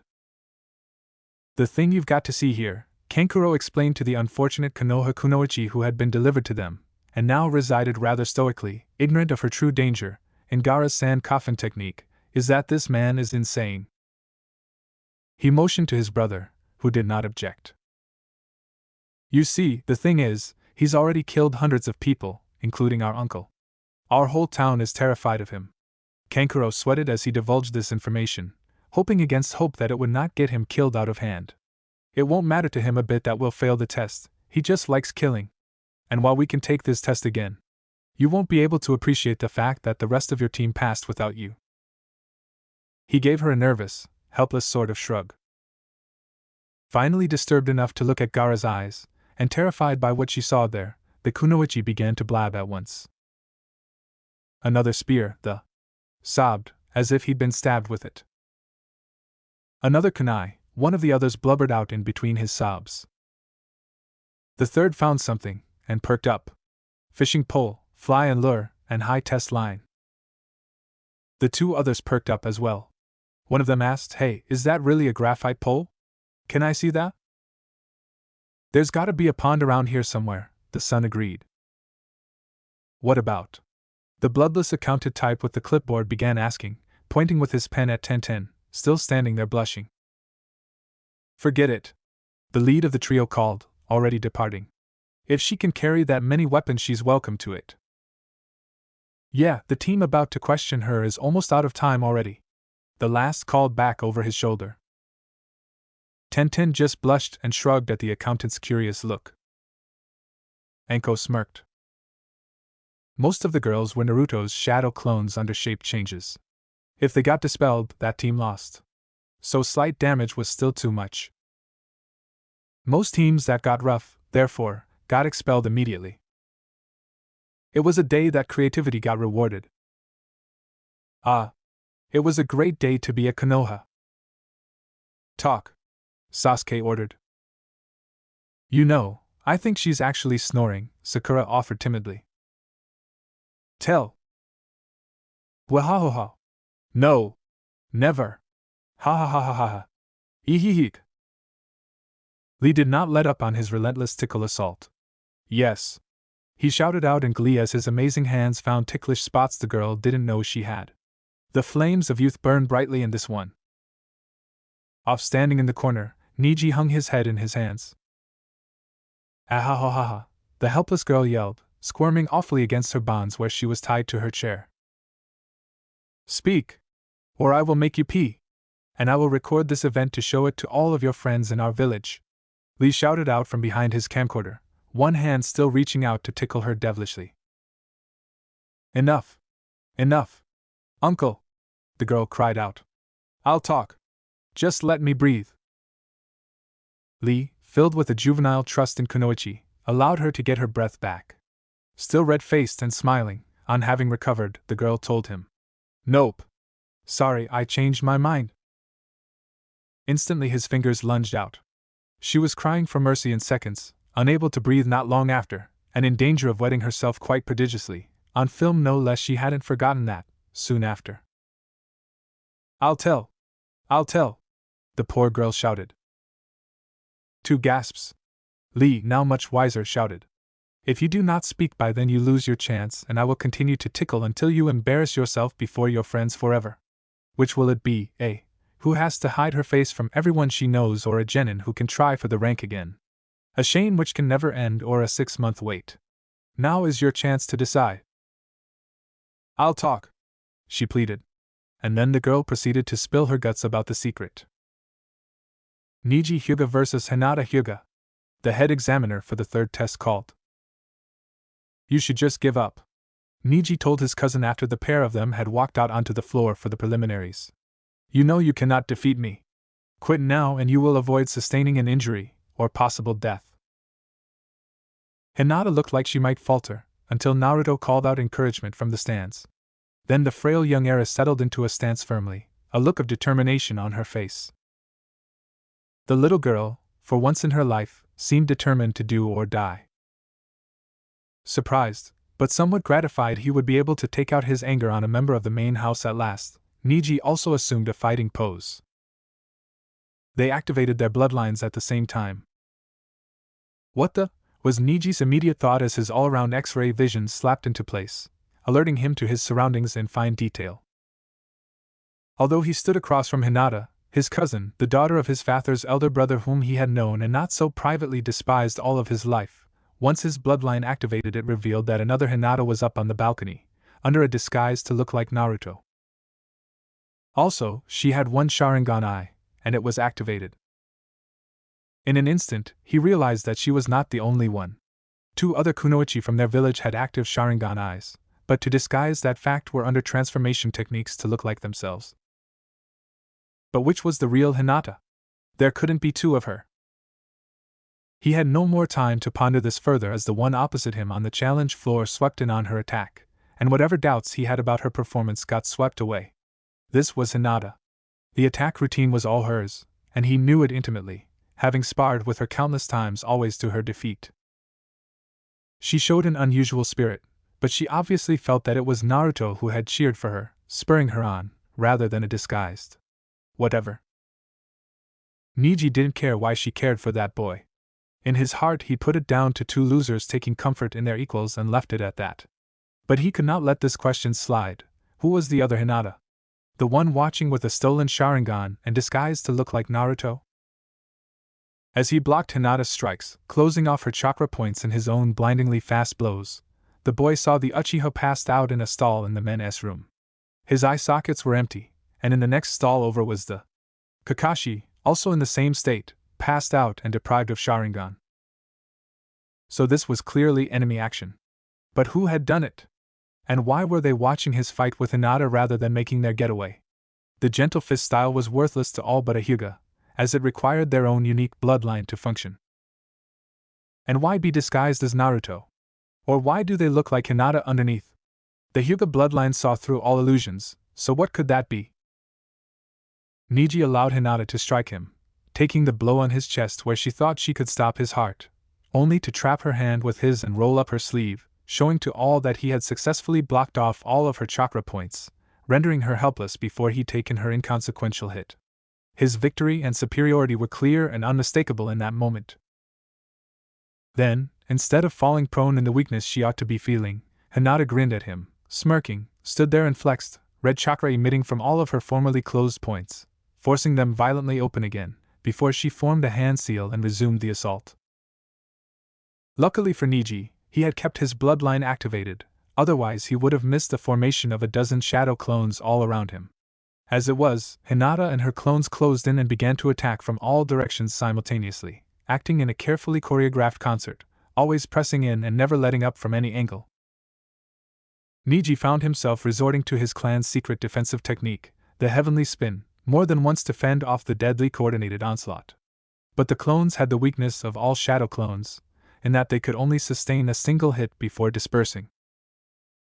Not able to respond to his speed when he was fighting full force, the clone army dispersed and Hinata, though real or fake he didn't know, lay at his feet panting and trying to restart her own stopped heart. She succeeded, somewhat to his surprise, but not before the head examiner proclaimed him the winner and medics began carting her off. On suspicion, Niji kept his bloodline activated for a few moments more, long enough to see the Hinata he had fought release some sort of solid, non-illusion transformation to become Naruto, and bounce up off the stretcher they had carried her out on. The two medics also released the same sort of techniques to become copies of Anko, the special, who had led the previous exam. Hokage-sama, the boy began, then the village leader turned to face him and interrupted. What you have seen, Niji Hyuga, is an S-rank mission approved by myself, and you are to keep it secret. Understand? Yes, Hokage-sama. The boy respectfully bowed his head and walked away, determined to keep the secret. Under Naruto's solid transformation, Tsunade permitted herself to smirk. The real Hokage was passed out in a pool of blood in his office, after having enjoyed one too many, which was only one, really. At his age the stress on his heart was dangerous, of Naruto's sexy paradise illusions. The nosebleed had been tremendous. The old pervert had truly enjoyed being knocked out in that fashion, and that left them free to shape-shift a replacement for him during the exams. It had to be Tsunade, as so far she was the only one sufficiently subtle in using that electrical technique to manipulate the scoreboard. Really, they'd had to do it. There wasn't another good way to arrange to let the girls use stolen Sharingans to copy out the Hyuga gentle fist style. Niji was better than any of them at it, so it made sense to use him as their copy dummy. And Naruto, bless his heart, had copied Hinata's style long ago, so could make for an almost perfect replacement for her. Naruto fought Niji using Hinata's form so Hinata herself could observe to learn Niji's moves. And while they were doing that for Hinata, it made sense to let the other up-and-coming gentle fist students learn as well. Although, those in the witness gallery had to be under illusion so no one else there knew they had Sharingans, and wondered where they'd gotten them. And all that led back to why she was here impersonating the Hokage, because it was obvious to them that Niji's bloodline would be activated during that fight, because it always was when someone used the gentle fist style, and they'd seen this scene before, of course, and they knew he'd see through those illusions because that's part of what the bloodline does, but it couldn't see through a shape-shift. So she could be on hand to shut down his suspicions before they caused them any problems. Of course, impersonating the Hokage had other benefits, such as sending forth people into all new, interesting confrontations. So she stood back and watched quietly as Shino fought that chakra-draining guy. You never really knew who was going to win in some of these combinations until you tried them, but with that information they could refine their invasion plans. And choose Konoha's future team leaders, naturally.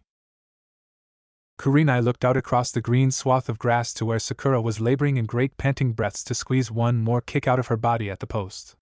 Earlier the girl had been trudging like a condemned criminal in a chain gang past her on a long jog.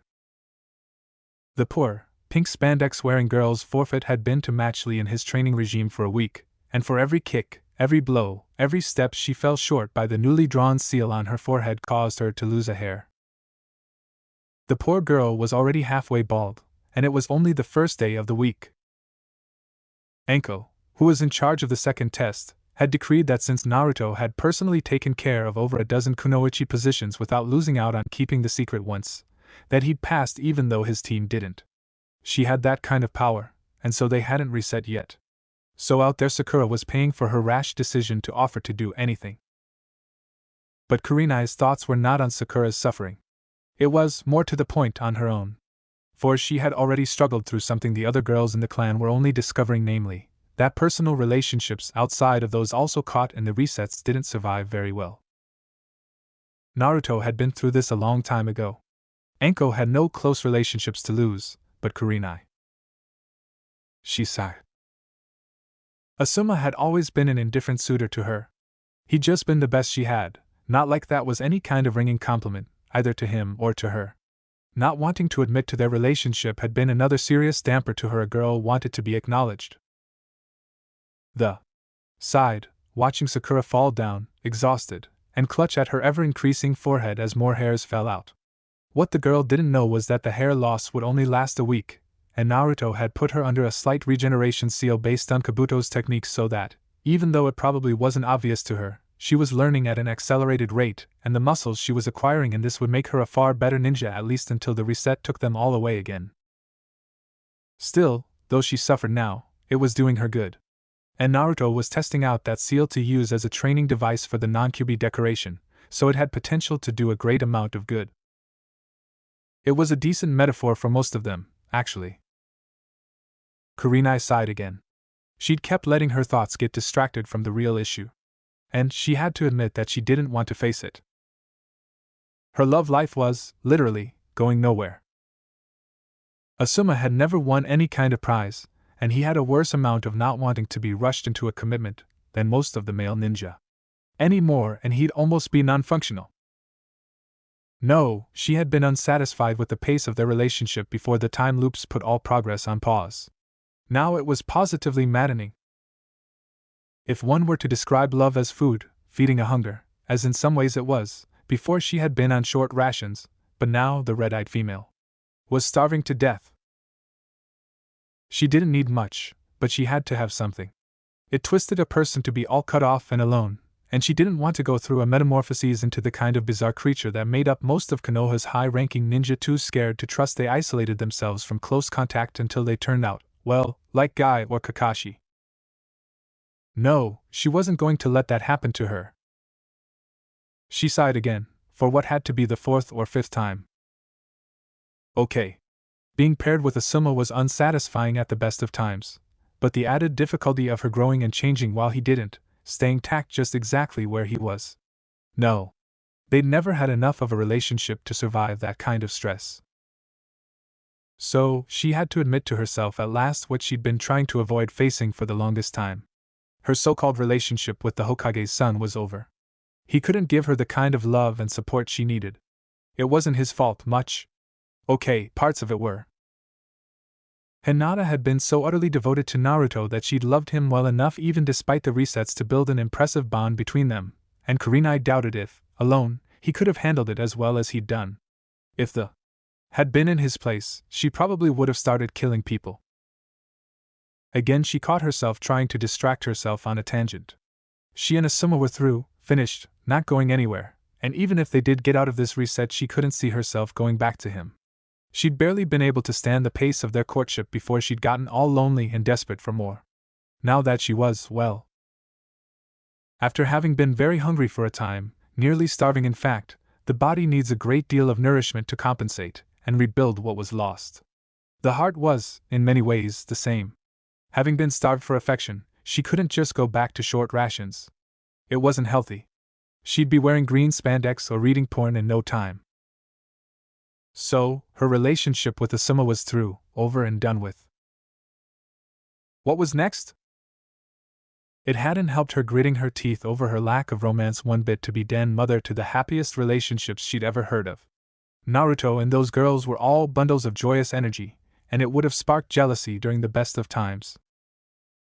It didn't help her jealousy much to know that one of those girls was, in fact, older than she was, or that no one, not even Naruto, knew how old he was in mind by then, and it was compounded by that there being more than enough of him to go around.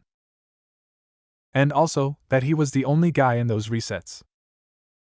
The Jonin's lips quivered, thinking back to an earlier conversation.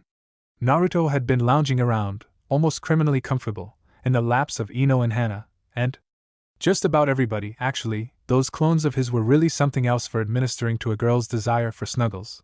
When one of him had piped up, "People don't like demons, right? 'Cause they hurt things and stuff?" Yeah. Tenten looked up from what she'd been doing, curious. Naruto had nodded firmly, as if resolving something that had been bothering him for a long time. Then he brightened surprisingly to ask, "Hey, what's the furthest thing from a demon?" Shizen had actually looked up from what she'd been doing to answer this question. "An angel." "Okay," Naruto enfolded all of the girls in hugs. "That's what you are, my angels." It was the sort of heart-meltingly sweet moments like that that made Kurenai want to strangle Asuma and demand he give her romance or death. She'd even done that once. It hadn't helped. Trouble was, the kid practically dripped that kind of sweetness toward his angels on a regular basis. It made her want to turn in Asuma and ask for a replacement, as this boyfriend was obviously defective. With a grin on her lips, Kurenai got up from where she'd been musing. There was really only one thing to do. It was time she turned in her badge as Den Mother and asked for a full membership in the clan. She had to go get some of that sweetness for herself. And it was time for her to go admit to Anko that her friend had been right all along, that Kurenai had been a fool for not going this way from the start. Anko had been gently for Anko, pressuring her all along to drop her former boyfriend and go with Naruto. That was the reason she'd been out here thinking this through all alone, rather than what she'd usually do, of bouncing her ideas around a chorus of trustworthy girlfriends, as it felt far more comfortable and natural to her.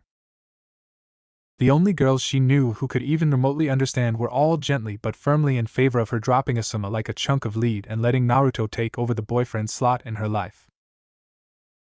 It was about time she took them up on that offer. But of course, she couldn't retire as Den Mother without electing a suitable replacement.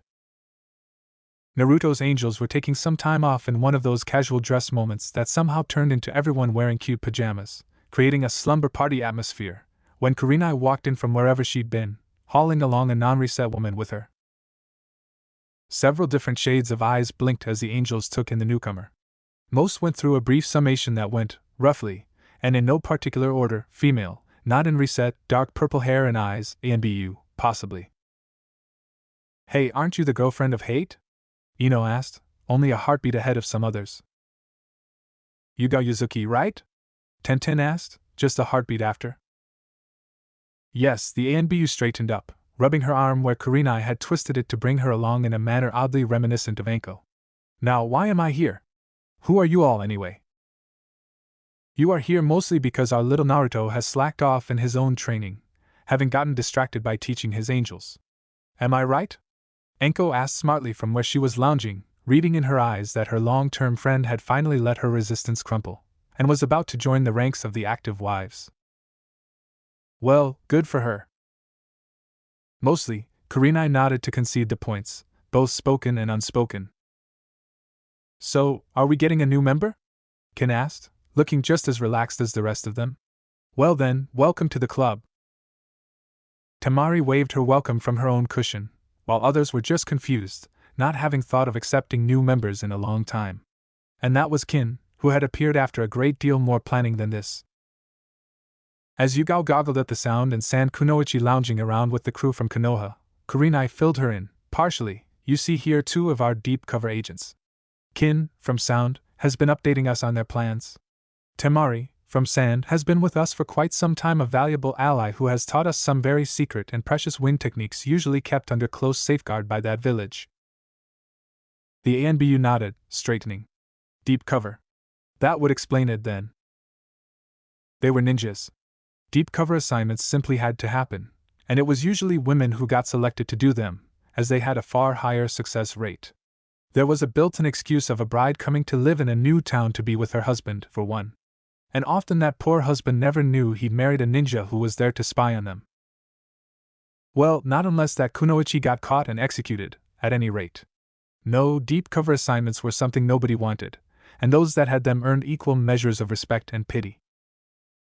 So, seeing a couple of admitted deep cover agents lounging before her did a lot to explain to Yugao why she was brought there so roughly. Whatever it was they were about to reveal to her couldn't just have been explained to her out there on the streets, where anybody could have been listening. Kurenai fluffed out her hair. There are 2 things you really ought to know to get started with us, she informed the ANBU. One is, that I am retiring from my den mother slot among these girls to go active duty among them, and I'd like you to take over my role, which consists in large part of breaking up whatever disagreements occur among them, which aren't many, and in shielding their activities from the village. I'll still be doing a little bit of the latter, but not as much as I was. I won't have time for it, for one. Yugao nodded. Spy master, or spy mistress in this case. Organizing an intel squad, acting as administrator for them, was never something that you just applied for. You either got selected out of the blue or you didn't get the job. She felt honored to have been chosen, actually. Second part, Kurenai added, still acting casually, is that former Konoha Hokage candidate and now missing ninja Orochimaru is about to attack this village, leading 2 forces, made up in equal parts of ninja from both sand and sound. The village of sound he actually founded for this purpose, using it as a cheap, expedient way to build up his own ninja force to reduce us. The ANBU swordswoman stiffened in fright. This was major news. Why hasn't the ANBU heard anything? The Hokage ought to be informed at once. Yugao began prepping for action. He has been, Ino told her, sadly, softly and sourly. She huffed. So far we haven't been able to convince him as to the strength of our evidence. Kin Temari Ino, why don't you get changed and go with her to report to the Hokage in person on this issue? Kurenai told them, before turning to Yugao. After you come back, we'll have you meet with Naruto. There are some things that have to be taken care of before you can join our group.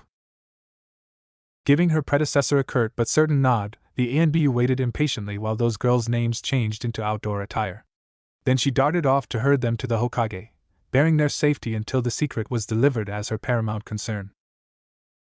The deep cover pair were probably going to die after revealing their IDs to deliver this vital warning, but that was hardly her immediate concern. No, her first priority was to get that information to the Hokage. Only after that could she spare the mental cycles toward running the extraction protocols to get them out of those dangerous deep cover roles. So, why did you recruit her, really?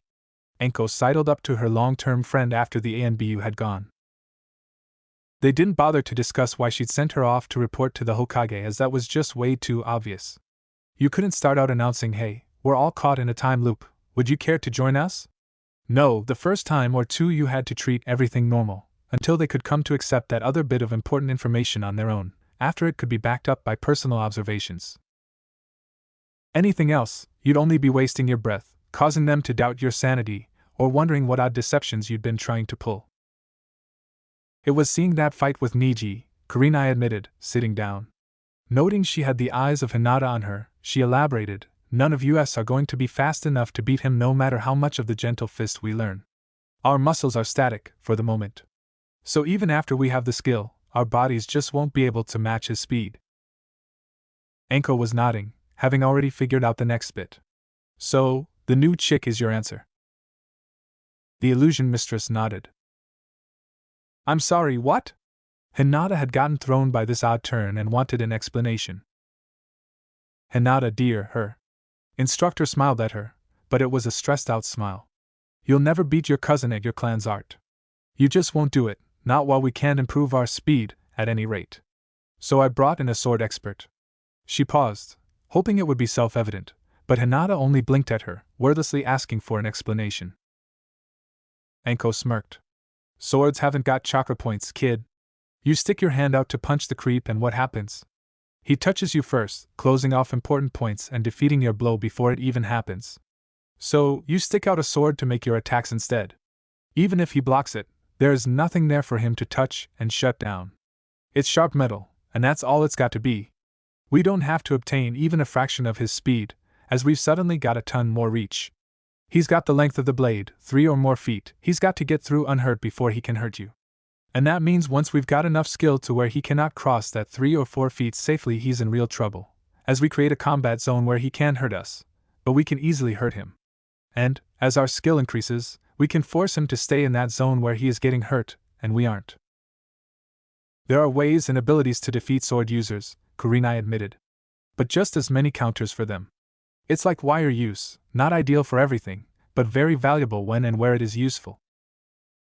Tools give us advantages, kiddo, Anko smirked, stretching out like a cat. That's why after hundreds of years people keep using them. Well, I don't know about anyone else, but I'm excited to learn what she has to teach us. Tenten blurted out enthusiastically.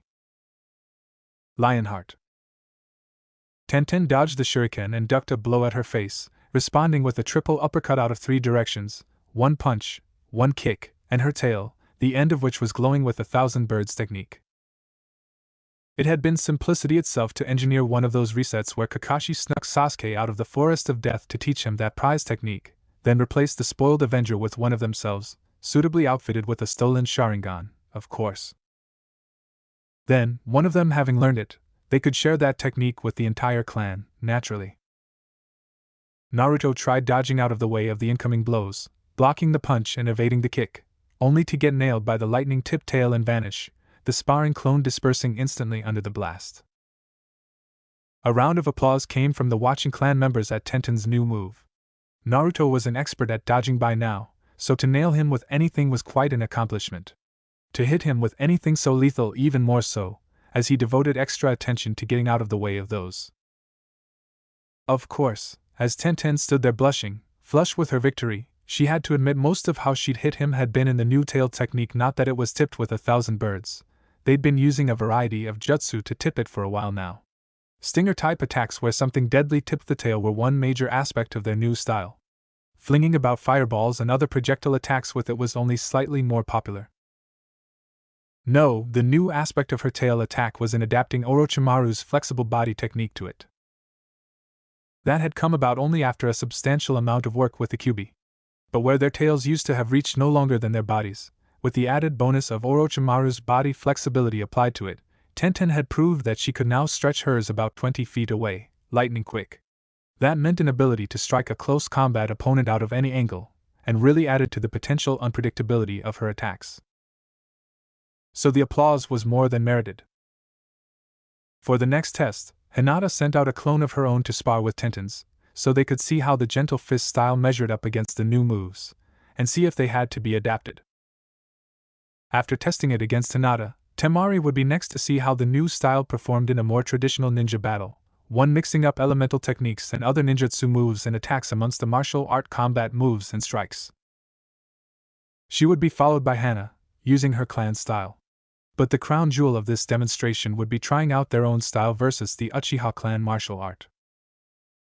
It had been just as easy to arrange for Sasuke to be caught as a pool wielder again and ambushed by Itachi as it had been to replace him and learn the 1,000 birds.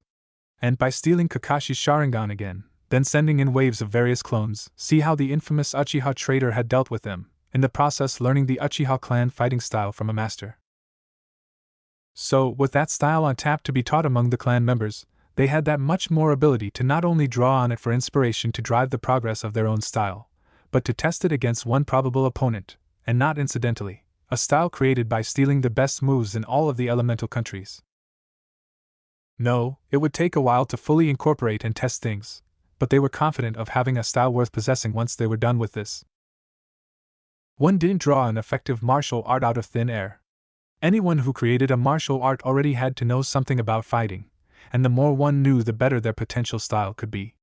That's really all a martial art was, carefully thought through and condensed fighting experience, with a ton of contemplation done on the factors that make it work to optimize those.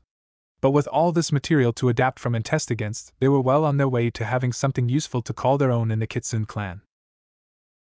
It was still in the beginning stages, but the outlook looked promising. Over in the next training field, other clones of the Kitsune clan were out practicing their whisker technique, blindfolded and learning to dodge on the prompting of subtle air pressure waves alone. And out in the forests around Konoha, they also had clones, only those who were learning to use their ears to great effect in tracking the local wildlife. Hana was leading another group of clones out in the forests on the other side of town doing the same thing, only with their noses, using the Inuzuka clan techniques to heighten their senses of smell. Once all of this came together, it had promised to be very useful indeed. Anko looked out on the training yard and smirked. Oddly enough, while some of the girls had begun gently floating the question of stopping the resets, the call had been made not to do so just yet. One could see the girls' side of things.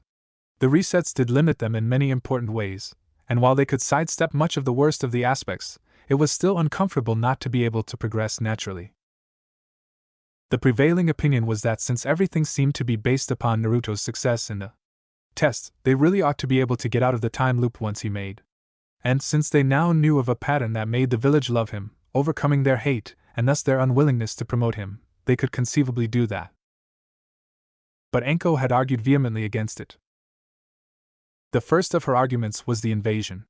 No matter how they reset so far, there had always been some major casualties in Konoha, and this was their hometown. They were supposed to protect and save it.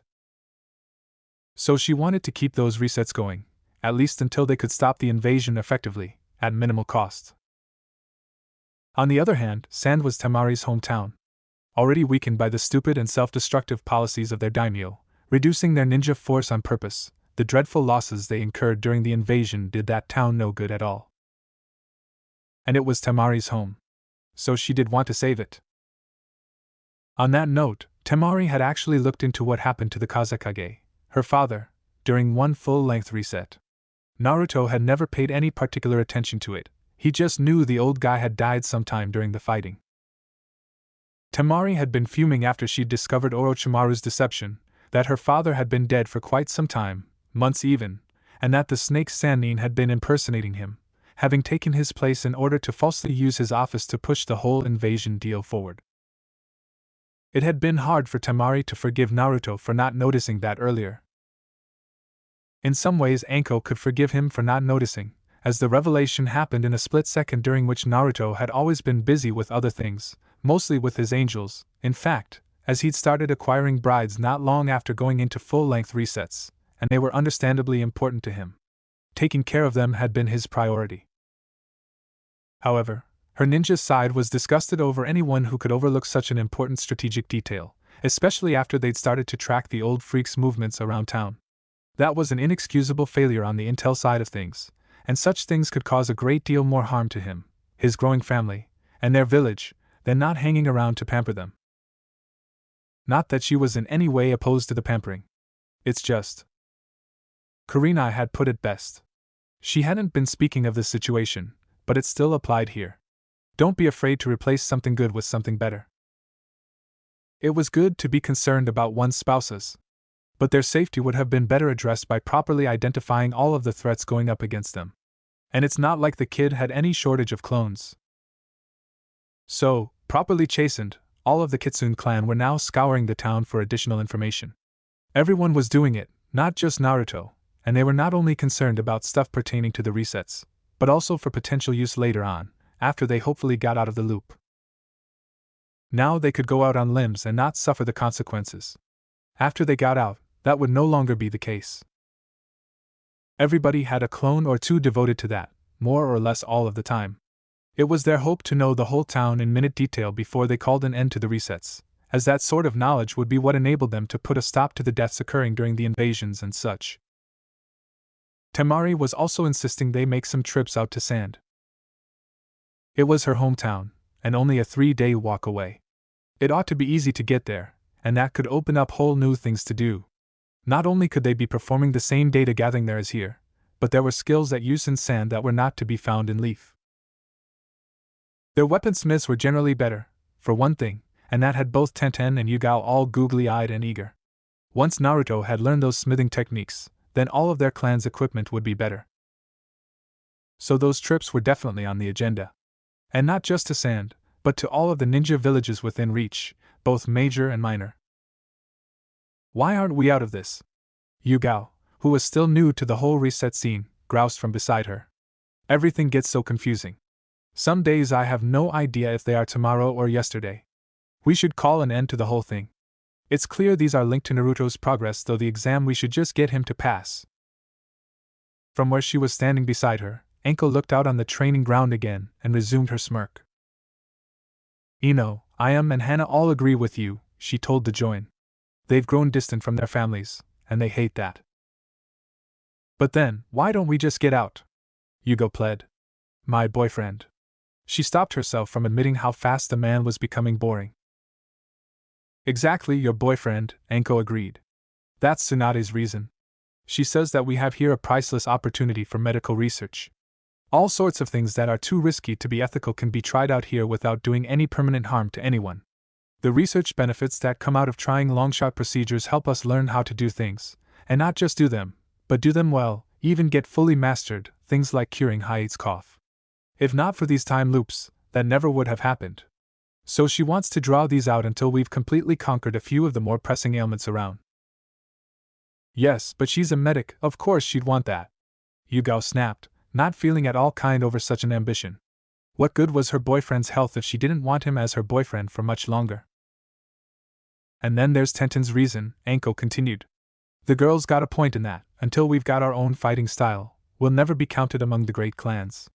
So she's working like a trooper to get the rest organized and trying out her ideas, and you've got to admit their progress. Yugao sighed. Yes, she had to admit that. In fact, that thought brought her eyes out to the training field. Out there on the ground stood over 100 clones, over a dozen from each member of the Kitsune clan. Now normally one practiced with swords using blunted or even wooden weapons, as that way one could limit painful accidents.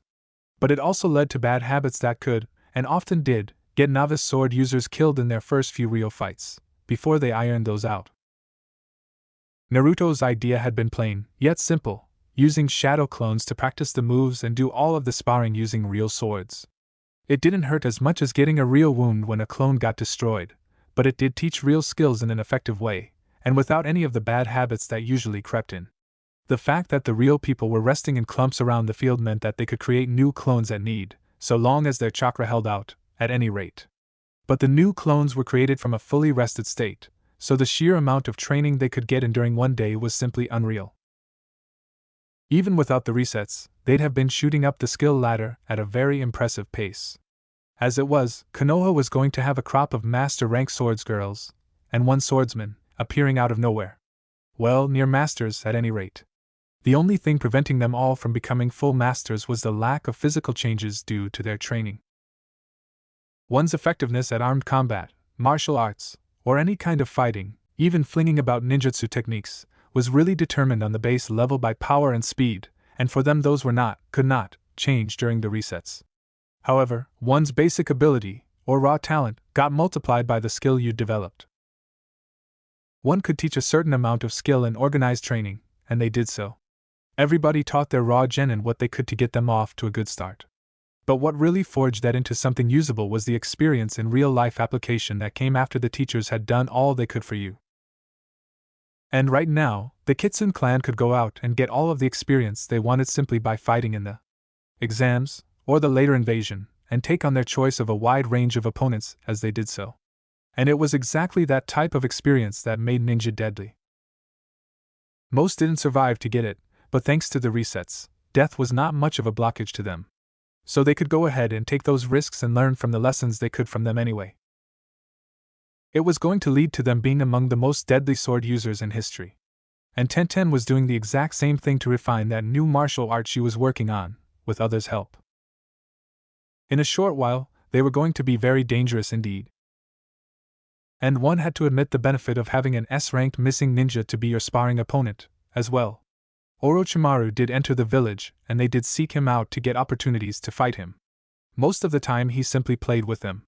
Then, if they pressed him hard enough, he'd wipe them out almost casually. But there was nothing like that for showing you your weaknesses. And without that ability to die, over and over, pushing yourself in real combat situations, they'd be decades perfecting their style otherwise.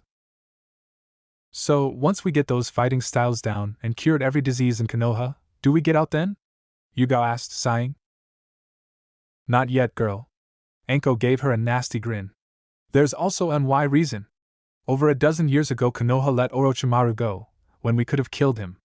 Old man Sarutobi had that guy dead to rights, caught in the act of committing his horrible crimes.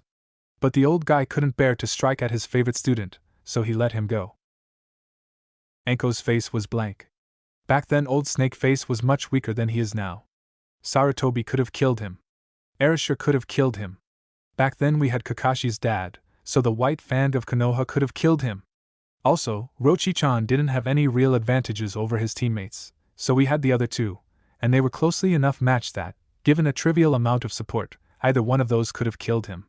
And that isn't the whole list, there are others who, between them, almost surely could have destroyed the pale-faced traitor. Enko was now gripping a kunai, and Yugao was able to tell how much this angered her. Put all of the ninjas we once had together, and it would have been a trivial thing for them to have destroyed Orochimaru. But instead, the soft-hearted old fool let him go. So now that traitor we could have killed so easily is back, and now the tables are turned. We've gotten weaker while he has gotten stronger. So we, who could have killed him so easily before, are now in danger from him, as his plan comes real close to destroying Konoha. That man's former apprentice drew in a deep breath, and looked steadily over to the new girl, stating clearly, no more. No more second chances for that freak. He turned his back on us and everything we stand for. We let him go, and he came back to kill us. That's it. No more chances for him to get it right next time. Without Naruto's little accident with time, Orochimaru would have killed our Hokage and devastated the town, while cutting our ninja forces down sharply and severely weakening our one major allied village. That's too close. He doesn't get another chance, so he could get it right next time. We don't leave these resets until we know how to kill him. He's got to be dead and decaying in his grave before I'll let Naruto graduate. Yugao blinked as her companion got up and angrily stomped off. Watch your hands! The Yugao clone out on the practice field called out to the students she was teaching, ignorant of this little dialogue on the sidelines. You can't hold a sword if you don't have any hands. And they are a cheap, easy to strike, low-risk target if you aren't more careful of them. Proving her point, she almost casually swept off the fingers of an Ino clone, causing that girl's shadow construct to explode into a cloud of smoke. Ayam lowered herself on a line of ninja wire to where she could just barely see past the upper lip of the open window. Raising the blowgun to her lips, she exhaled sharply, and the woman within that room crumpled as the sleep powders did their work. Quickly slipping inside and using swift, economical motions, she stripped the woman out of her daytime clothes and put her back in her sleepwear before placing the woman back into bed and putting on her clothes herself. Then, using a shape change to look identical to the woman she just knocked out, she left that bedroom by the inside door and called out, "I'm ready for the day, Daddy." Having stealthily observed her target's routine, she knew all of her lines and schedule for the day. The girl's father looked up from where he was entering the kitchen himself and smiled. "Just in time, my little dumpling. Are you ready to learn how to bake with Daddy today?" "Sure, Daddy. I'm ready," I am in a little girl disguise called out. "Good," the man replied, reaching for a flour bucket. "Help me start these sweet rolls." As she was outwardly rushing to help, inwardly Ayam grinned in triumph. The ramen chef's daughter was going to become the best cook in Konoha, even if she had to resort to her husband's methods to do it. Naruto watched where Jiraiya quivered under the sexy paradise illusion.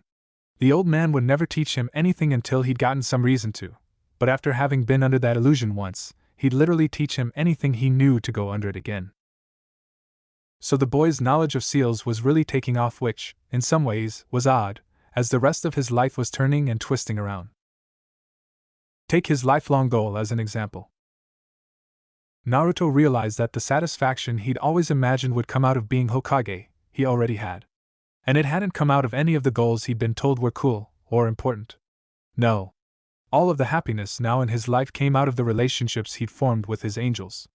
Being loved and respected had completely filled that empty hole in his life. He no longer felt any desire to be Hokage, as that would only take time away from things he'd rather be doing, and everything he once thought he'd get out of that role, he already had. Of course, considering Orochimaru and those cloud-garbed underpants-less guys, along with other threats he could presume were out there, Naruto still wanted and felt he needed the skills to be Hokage. It was just the hat that no longer had any interest for him. Of course, dangerous are the underpants-less ones, was Ino's favorite statement to make these days, always spoken in ominous whispers. And silly as it was, she had a point. According to sound information fed through Kin, those Akatsuki guys needed demon containers, so they would be coming after Naruto no matter what rank he held. The Kitsune clan had been having enough trouble defeating one S-rank ninja coming after Konoha, and that was with near infinite opportunities to get it right. The thought of 9 of them coming after Naruto specifically was downright chilling, and worse yet, they hadn't made much of an appearance during these time loops, so there was little opportunity to learn their weaknesses or how to fight against them. Itachi was an exception, as they knew of a pattern that made him come to town. So, sadly for Sasuke, he was going to be outed as a pool wielder many times in the resets to come, as the clan had to have more information on Itachi, how he fought, and how they might get him to die, and the most reliable way they had to get him was to have Sasuke revealed as this great scatological wonder, so his older brother would come to town and kill him. Then the clan could ambush him with small clone armies, lose, and repeat a few times, learning more about him and his fighting style each time. Of course, to really mine that for information, they really ought to have some form of defense against that illusion technique Itachi was so fond of, as they didn't get much data out of being caught in 3-day illusions with the amazing missing ninja sticking a sword through them. And that was a big part of what brought Naruto back to Jiraiya over and over again, as he was convinced there really ought to be a seal array that could be developed to counter that illusion before it was even cast. In order to take over your mind and turn it into his own personal playground, Itachi had to use some form of energy, after all, probably mental, but the direction, blocking and manipulation of energy was what seals did. So, if they could learn how to craft a seal that could catch hold of Itachi's illusion before it caught hold of them, they could theoretically turn it back on him, or use it to trap his body, or manipulate it in other ways to their advantage. Even just being immune to the whole hold still while I torture then kill you aspect of that would be nice. Itachi relied way too much on that illusion of his for it not to weaken his style to be deprived of it. And so Naruto wanted even more than ever to expand what he knew of seals. 2 women stood on a rooftop overlooking the Hyuga compound, the wind whipping their hair. "Are you certain this is the only way?" Shizen asked her mentor. Tsunade nodded decisively. "Absolutely positive. She just doesn't learn like a human does. No matter how hard I try to teach her, she doesn't pick it up. I even had Naruto order her to try, and she suffers, giving it her best shot but failing anyway. No, by myself I can't teach her. But having observed Naruto do this on rabbits and other animals, it should work." "So, Vicky." Shizen trailed off, looking mournfully over to the Hyuga compound. Nowhere near comfortable treating one of the most powerful known demons in existence like a pet, the girls had taken to calling the Kyuubi Vicky, kind of short for Vixen, but not too far off from Naruto's nickname for her of Fluffy. It was just more respectful, and people in town didn't look at them odd when they called her that name out in public. So, when she was in human form, that's what she got called. They'd had some bad experiences getting caught calling her Kyuubi. The freakouts had been massive and intense. The statement of, "So, Kyuubi, what do you think?" was never popular, and often followed by screams. Shaking her head, Shizen completed her statement. "Naruto isn't going to be happy with this." "Neither am I, but I see no other way," the slug Sennin admitted heavily before she drew in a great sigh. "Come on, let's get the rest of the angels convinced. Once we get all of them converted to the necessity of the idea, Naruto will go along. He always does." "Right." Shizen nodded, before dimpling and trying to smile. "Hey! It's not like they won't get better, right?" Tsunade admitted to a sad grin herself. "Yes, that's one thing these resets are good for. Heaven knows I'd never consider anything like this without him." Later that night Naruto released Kyuubi's real form out from behind her seal, directly on top of the Hyuga compound, once everyone was inside. The demon was still very weak, not yet fully recovered from her near death after having fallen afoul of her sworn oath to destroy Naruto's enemies long ago. In fact, by her own estimation, the Kyuubi still fought at somewhat less than one tail's worth of effectiveness. Still, that was more than enough to wipe out one sleepy clan, caught by surprise. Standing larger than the compound, the released Kyuubi, Vicky was her name for human form, which this most certainly wasn't, and they did want to avoid confusing them lest they call her by the wrong name at the wrong time, set about breaking apart buildings and devouring that clan immediately. It was the only way they knew of to teach her the Hyuga bloodline. Tsunade had determined that Kyuubi, being a demon, had a mind that worked in different ways from humans, and she honestly couldn't learn in ways they found comfortable. So, since Naruto was able to learn the forms of animals for copying and shifting to by devouring them, and he'd gained that ability from her decorations. They assumed that the Kyuubi memorized forms the same way. And the precious Hyuga bloodline was something that made up their forms. The reason the Demoness hadn't memorized all of the bloodlines in the world this way was that it required a rather large number of the same type of thing to be devoured at the same time for a demon on her scale to even notice. And the few times that had happened in her past, she hadn't been paying any attention, not deeming what she was eating important. So, on Naruto's orders, having been convinced by his wives, including a stone-faced Hinata, the Kyuubi broke forth and devoured the entire Hyuga clan like an anteater breaking into a termite mound. Hinata was the obvious exception. Nobody thought of her as a Hyuga anyway, as she was the founding wife of the Kitsune clan. There weren't enough Uchihas in existence to get the Sharingan the same way. Not like any of them were inclined to try, as they found the whole thing distasteful to an extreme. In fact, those in the reset stayed very far away so they didn't have to watch as the Kyuubi was first released then fed, which turned into a battle that ended when she was defeated by Sarutobi using that sealing technique again. With the Hokage dead, and mass portions of the town destroyed, the council called the exams off and they reset the next morning, still feeling very guilty about what they'd done, and determined not to do it again. Most were actively resolving to make it up to that clan, somehow. But still, the Kyuubi very sheepishly added the Hyuga's acquired bloodline to the rest of her decorations on the Kitsune clan, having been successful. With only this modification they ended up hiding, so instead of blank, white pupilless eyes, they had their normal eye colors, with pupils. And the veins on their temples didn't bulge outrageously when they activated it, the increased blood flow required being run along more internal lines. A minor cosmetic effect, but a very important one for concealing their new advantages. And concealing them avoided all sorts of uncomfortable questions. Toward that purpose, Hinata elected to have her own natural eye color shifted from Hyuga white to match Naruto's beautiful cerulean blue, and while she was at it her hair shifted to the same shade of blue, adjusted at the follicles so it would always grow that way. It was their hope that by doing so they could avoid all future trouble with the Hyuga clan insisting on putting a caged bird seal on her, as they could state, with some accuracy, that their own bloodline powers had overridden Hinata's. She would disguise herself under various forms of transformation as needed. Mostly, however, her contact with her home clan was limited to leaving that compound on mornings just after a new reset, and never going back until the next reset had her waking up in her bed there again. They'd never been terribly kind to her. Unfortunately, while it had been their intention to disguise their newly acquired bloodline powers completely, they did not pull it off with complete success. The Kyuubi only knew the way the Hyugas were, and after devouring a clan full of them could have copied that over directly, no problem, but it would have had no changes at all from the original. So Tsunade had worked with her exhaustively to say, shift this here, drop this trait there, change this so it works differently, etc. And given the Kyuubi's handicap, it had been a miracle how much success they'd had. The one thing that had been overlooked was the irises of the eyes turning white whenever the special vision powers were activated. So there was still a telltale of that portion of their newly expanded bloodline powers being in use. Considering that the powers, once added to the bloodline, would be fixed and not subject to change, so there was no experimenting possible to get it just right, it was remarkable that things worked as well as they did. Dad? Naruto stammered out, tremulously. The fourth Hokage offered no response.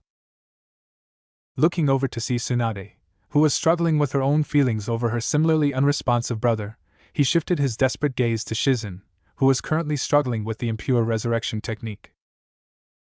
It's not really what we'd expected, the medic admitted, sweating under the strain. He's there, but at the same time he's not. It's more like a puppet technique than a person, and his contribution is more like him being on the other end of a radio and preoccupied than present. I'm sorry. I could make him talk, but it's like I'm interrupting something important on his end. Crying tears freely, Naruto turned away from the animated corpse currently possessed by the ghost of his father, and found comfort in the arms of Tsunade, who was overcome by grief over the same problem at the same time. Those girls who'd been looking on, expecting a joyful reunion, were themselves depressed, but swept in to offer soothing words of comfort and nurturing caresses anyway. One thing that really ought to have been obvious, but being a former candidate for Hokage, Orochimaru was tough. Konoha hadn't had a weak or wimpy Hokage yet. In fact, All those that had held the spots so far were legendary ninja even after their times had passed. Most didn't realize just how much work that took, or what kind of successes that required, to be remembered even after you were no longer a threat. Ninjas were, by and large, a very practical sort of people, far too preoccupied by things that might actually kill them, or acquiring ways to kill others, to be much bothered by sentimental sorts of history. You had to really make an impression on them for any sort of shinobi to recall you for long after you'd ceased to be a danger to them. Orochimaru had been seriously considered for the position of Hokage, and it had not been any lack of talent, drive, or effectiveness that got him passed over for the job. He'd had all of the skills required. No, he'd gotten turned down for psychological reasons. But being a psycho didn't make him any less dangerous of a ninja. And he'd been on a ceaseless quest since then, tirelessly acquiring more and more power long after his competitors for that position had either gone to seed or died off. So his power levels had only been increasing since the time he'd been thought a viable Hokage candidate. It would take an Uchiha-obsessed fangirl to possess such a wasted sense of judgment as to believe that wasn't going to make for a very, very nasty ninja. Having started from Kage level, and only improved since then, Anko was correct to fear him, as in a few more years he ought to be truly unstoppable. He came awfully close as it was. Spiraling sphere. Orochimaru laughed as his chest got destroyed by the impure resurrected fourth Hokage's legendary attack bored a hole through the snake Sanin's chest and converted his torso to ribbons of bone and flesh. Kukukuka. Orochimaru laughed, despite no longer having lungs to do so, collapsing in a heap of empty skin as another, whole hail and health of him sprang out of the discarded lower body. Blast! Anko shouted, charging her former master and almost but not quite hitting him with a thousand birds technique. The old ninja almost lazily dodged the rapidly striking point of her tail, in addition to all of her other attacks. I had no idea the old pervert had perfected the skin-shedding technique. Physical damage just. Drill fangs. Anko was pierced by two streams of flying, razor-sharp snake fangs spinning fast and spraying poison as they went. Tsunade dropped her former teammate, crushing his spine to powder with her fist as he concentrated on the technique that took Anko down, only to reveal that what she just slain was a corpse animated by the dead soul technique and used to impersonate Orochimaru, who must have gone elsewhere after he'd last saved his life by shedding his skin. Then the group heard the ominous words, Maw of the Underworld. Orochimaru reacted to whatever level of force attacked him. When set upon by old teammates, dead Hokages, and a cluster of highly skilled. And he accepted this as a legitimate threat on his life and responded with the big guns, rather than the teasing and mocking he gave when he felt safe. A chunk of the forest of death that seemed almost a kilometer across fell into a sudden pit of blackness, and they knew no more before the reset. Arg. As Kurenai was getting some hot and heavy lip action from Naruto up on the top of the Hokage Tower, in full view of the entire town, Yugao groused down below. When she said I'd have to take over shielding their activities from the village, she did not say she'd be personally setting out to make that more difficult. The swordswoman clenched her fist, vein throbbing on her forehead, before going off to start a rumor that Naruto's teammate Sakura had made a bet with Naruto that he wouldn't kiss her if she was under a transformation to look like a much older woman. The things they made her do to keep the town from thinking Kurenai was a stinking pedophile. Heck, mentally, the brat was probably older than she was. But would the village understand that? No. So why did they keep making out in public? Do you think we should tell her? Ayam asked Hana, as they both watched the ticked-off woman stalk away. Does Kurenai want public recognition because Asuma never gave her any? Hana replied. Or that Ino made a bet with her that they wouldn't make out on top of the Hokage Tower? I was thinking Anko's bet that, since the Den Mother slot is all burdens and virtually no benefit, that no one could handle it for more than 100 resets. And that if Yugao didn't snap in 50 or so, Anko would do whatever embarrassing thing she wanted. Once. The ramen chef's daughter offered. No. Hana disagreed, grinning.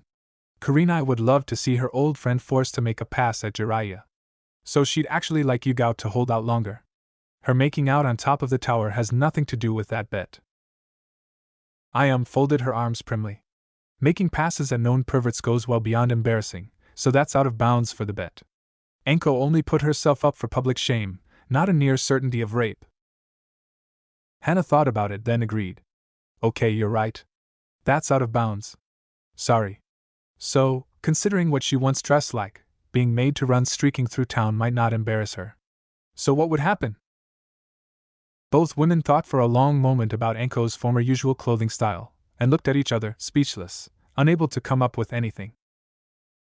Yeah, I've been learning tons of seals, Naruto boasted proudly in response to a question concerning his progress. Really? To do what? Ken asked politely. Naruto froze in that position, stuck in mid-gloat, before he sobered, settling into a thinking pose. You know? To be honest, the old pervert hasn't ever covered practical applications for most of what he's been teaching me. It's all wild stuff and theories. So, could you create a better storage seal? She asked politely. Well, maybe not better, the boy considered. But I sure know a ton of ways to modify things like that now. Modify like how? Tenten raised her head, suddenly interested. By way of answer, Naruto grabbed a small takeout box from a favorite restaurant whose cuisine Ayam had not yet mastered, scribed a quick seal on its bottom, then flipped it back upright. Then, to the amazed gazes of all, he grabbed one of the spear and chain combo weapons Ino had just finished practicing with and lowered it into the tiny box, hand over hand, spear first and then the chain, until it had all disappeared.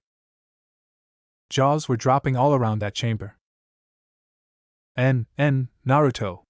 Tsunade shouted, coming over to grab him quickly. Why didn't you tell us you could make a seal like that? Faye, it's pretty easy. I didn't think it was all that special. He shrugged. Special? Special? She shrieked. You lowered that weapon like you were testing the depth of a well and it never hit bottom. And that box is only 2 inches deep. Down, dear, Hana put a hand on her elder's shoulder, having realized some while ago that the legendary medic had too unstable a temper to be a proper alpha, and so having retaken that role upon herself. Bending over to where she could look him in the eye, she asked, Naruto, do you not realize how special what you've done is? The boy innocently shook his head in confusion. Standing up, the clan heiress touched her head in frustration. It would not do to go raring off to kill everyone who had ever taught, or failed to teach, which was the point aggravating her here, Naruto in the Ninja Academy. Such conduct was unbecoming of an alpha. If she was going to do it, that was something she'd had to lead the whole group out on. Instead, she chose to remedy the problem.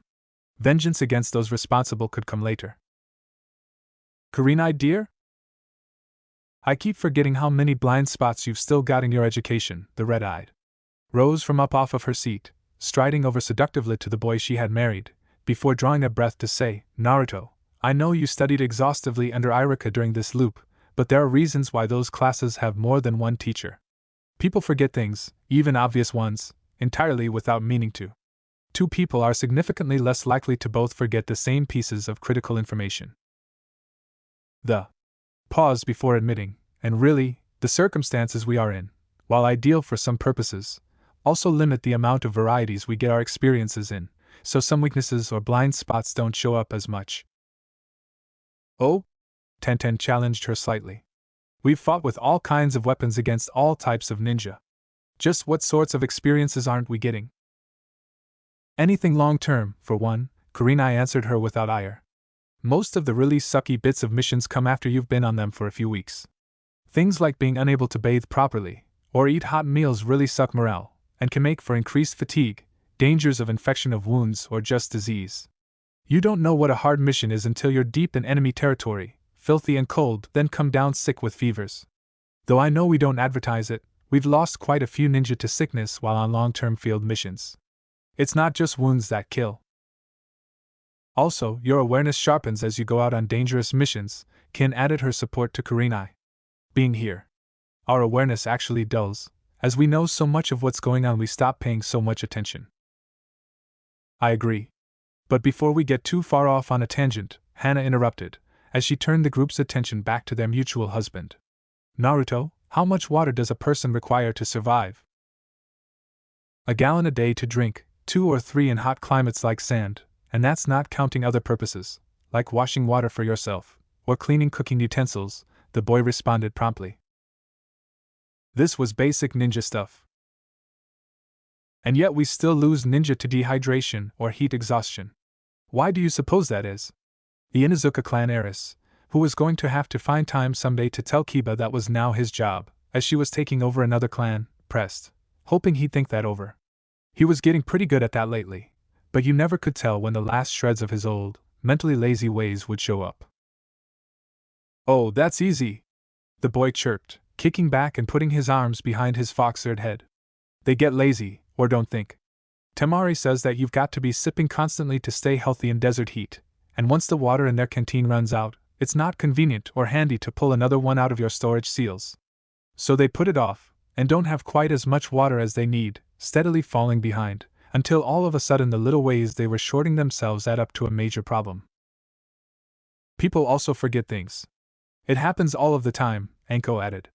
You get used to finding your water in streams, and you don't think you need it when you go somewhere that doesn't have those. You'll find, or even a few, out there who simply don't think to carry water, even on desert runs. Using storage seals to carry extra water can also be dangerous, Temari posed in addition. Seals make a distinct surge of chakra that is detectable by most ninja, some trained to detect that distinct pulse at a considerable distance. Most of the guards around the village of Sand have learned to do it, actually, as it is one of the best ways to detect incoming ninja trying to sneak across the surrounding sands. Canteens only hold about a quart, 4 quarts to the gallon, 3 gallons a day, times however many people you have in a group, and most incoming parties are unsealing new canteens of water all of the time. It makes them really easy to track. Can people detect chakra? Naruto blinked, and the girls there all palmed their faces in their hands. Sometime, I swear I'm going to go murder all those so-called teachers at that academy. I swear I will, Anko mumbled into her hands.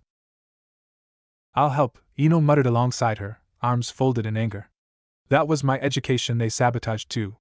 They couldn't always send him away to beat erasers or to see the principal, so they had to leave tons of stuff out of the normal lessons to keep him this ignorant. I can't believe how weak a ninja I was until this whole reset business started. Our classmates who didn't have outside instruction from belonging to clans didn't have a chance. That explains quite a few things, actually, Tsunade nodded thoughtfully, while Tenten just fumed. Ever-practical Shizen merely addressed the immediate problem by laying a hand on the boy's shoulder and saying, Yes, Naruto, most ninja can feel others using chakra. It's a lot like feeling wind on your face, really. You can tell there was something there, and a bit of where it came from, and how strong, but you really have to train your hand to learn much more than that. That's why Rochi-chan was able to detect my sentries. The boy slapped a fist into his hand in discovery. All of the time I tried to spy on him, he knew where I had clones, even when I had them disguised. I put them all over the places where I knew he'd be, and he'd just avoid them, like he knew where they were. The girls all looked at each other seriously. Yes, Naruto, that sounds likely, Shizen told him, rubbing at the bridge of her nose before hugging him.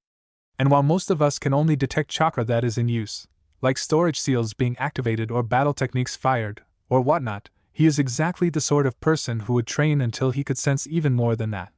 I don't know how much he could or couldn't do, obviously, but you've always had so very much chakra that it seems reasonable he could detect you even when you were not using it, if he could detect anyone in that state. Naruto was scratching his chin. But the ANBU couldn't catch me, because most of them were using jutsu just to follow along. So they were, in effect, throwing up a smoke screen where there was so much chakra being used, they could never find me. Besides, you never did use much chakra to dodge them, Ino added, proud of him, in her way. At first I couldn't. I didn't know how. But later on I never had to, the boy sheepishly admitted, before turning serious. So, how do you hide from guys who sense your chakra? The girls all face-faulted, all save one. How did you guys survive as a ninja country if your teachers were willing to shoot an entire generation of shinobi in the foot just to spite Naruto? Temari asked, quite angrily. That's a basic skill. It's like not being able to read. They didn't teach me that either, Naruto admitted, rubbing the back of his head. Not until the reset started did I convince Irika to really show me how. Right. That's it. They die. The Sand Maiden seized hold of a sword and started to walk out of the room. Most of those present decided to join her. Naruto was left blinking in shock while Hana stayed behind to explain. The storage seal you showed us is very special, Naruto. Most seals are either on or off, with the items either fully contained or not at all, and they make a pulse each time something gets taken in or out. Yours made no pulse at all that we could detect, and here we all were in the same room.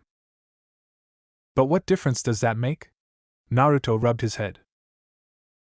Hana decided to try another route, seeing as she was coming up against one of those blind spots the boy hadn't yet eliminated himself. Dear, tell me, how much water could you put in a canteen with one of your seals? The boy carelessly shrugged. A couple 100 gallons easy. So, a several months' supply, even in hot desert terrain, Hana mused thoughtfully, before adding, so, how many canteens would a patrol need? Suddenly the blonde's eyes widened. Yes. Hana nodded, glad to have gotten through. Now you see. If each one in a patrol had a canteen like you could make, they would only need one each. So they wouldn't be opening up storage seals all of the time, so those ninja around the village of San Tamari just told us they would be unable to track you coming in. Also, like you said before, it's just inconvenient to be opening up storage seals for new canteens all of the time, so people get busy or don't bother, and we get cases of dehydration or heat stroke as people don't drink enough or often enough. This would fix that, as the one canteen they had on their belts could stay full for months. Naruto was nodding. Hana was glad to have overcome one of his remaining blind patches. So, tell me about Tenten's Rising Twin Dragons technique, a short summary only, please. Raising his eyebrows, confused at what she wanted, the boy simply stated, she jumps up in the air, unseals hundreds of weapons out of 2 scrolls, and throws them at her enemies. Again, Hana nodded, then asked, why does she need the scrolls? To store things. It'd weigh hundreds of pounds if she... He stopped. Hana was grinning, hefting the takeout box. But this doesn't weigh any more than the paper box that made it up. She turned it over and the spear fell out, making a clatter as it and its chain wound up in a pile on the floor. So if Tenten, or all of us, were to have your seals on our shuriken pouches, we could still have those hundreds of pounds of weapons, but could use them even faster, as we wouldn't be bothered with the delay caused by clumsy scrolls. Lionheart. Naruto looked around the clan compound. What had formerly been the Uchiha estate was bustling with activity. Most of it was him, of course. They had a busy day. As the first morning of a new reset, there was so much to be done it was almost scary. Scary, that was, until it became routine. It took a lot of work to support his wives in the manner to which they had become accustomed. Over there in the smithies, clones were busily working away. Making things the ordinary way just required way too much time, anymore, even with the near-infinite manpower at his disposal, so they were using crafting techniques built on the same concepts and principles as ninja powers, molding chakra to achieve effects in seconds instead of hours. He'd started on this principle when he'd first begun to work on titanium, but the cat had been let out of the bag, so to speak. Once he'd started using his own specially created, unique jutsu to craft one thing, it had been natural, unavoidable even, to move on to doing the same with others. But while crafting something, say a suit of armor, directly out of raw materials was possible, he found he got an inferior result that way.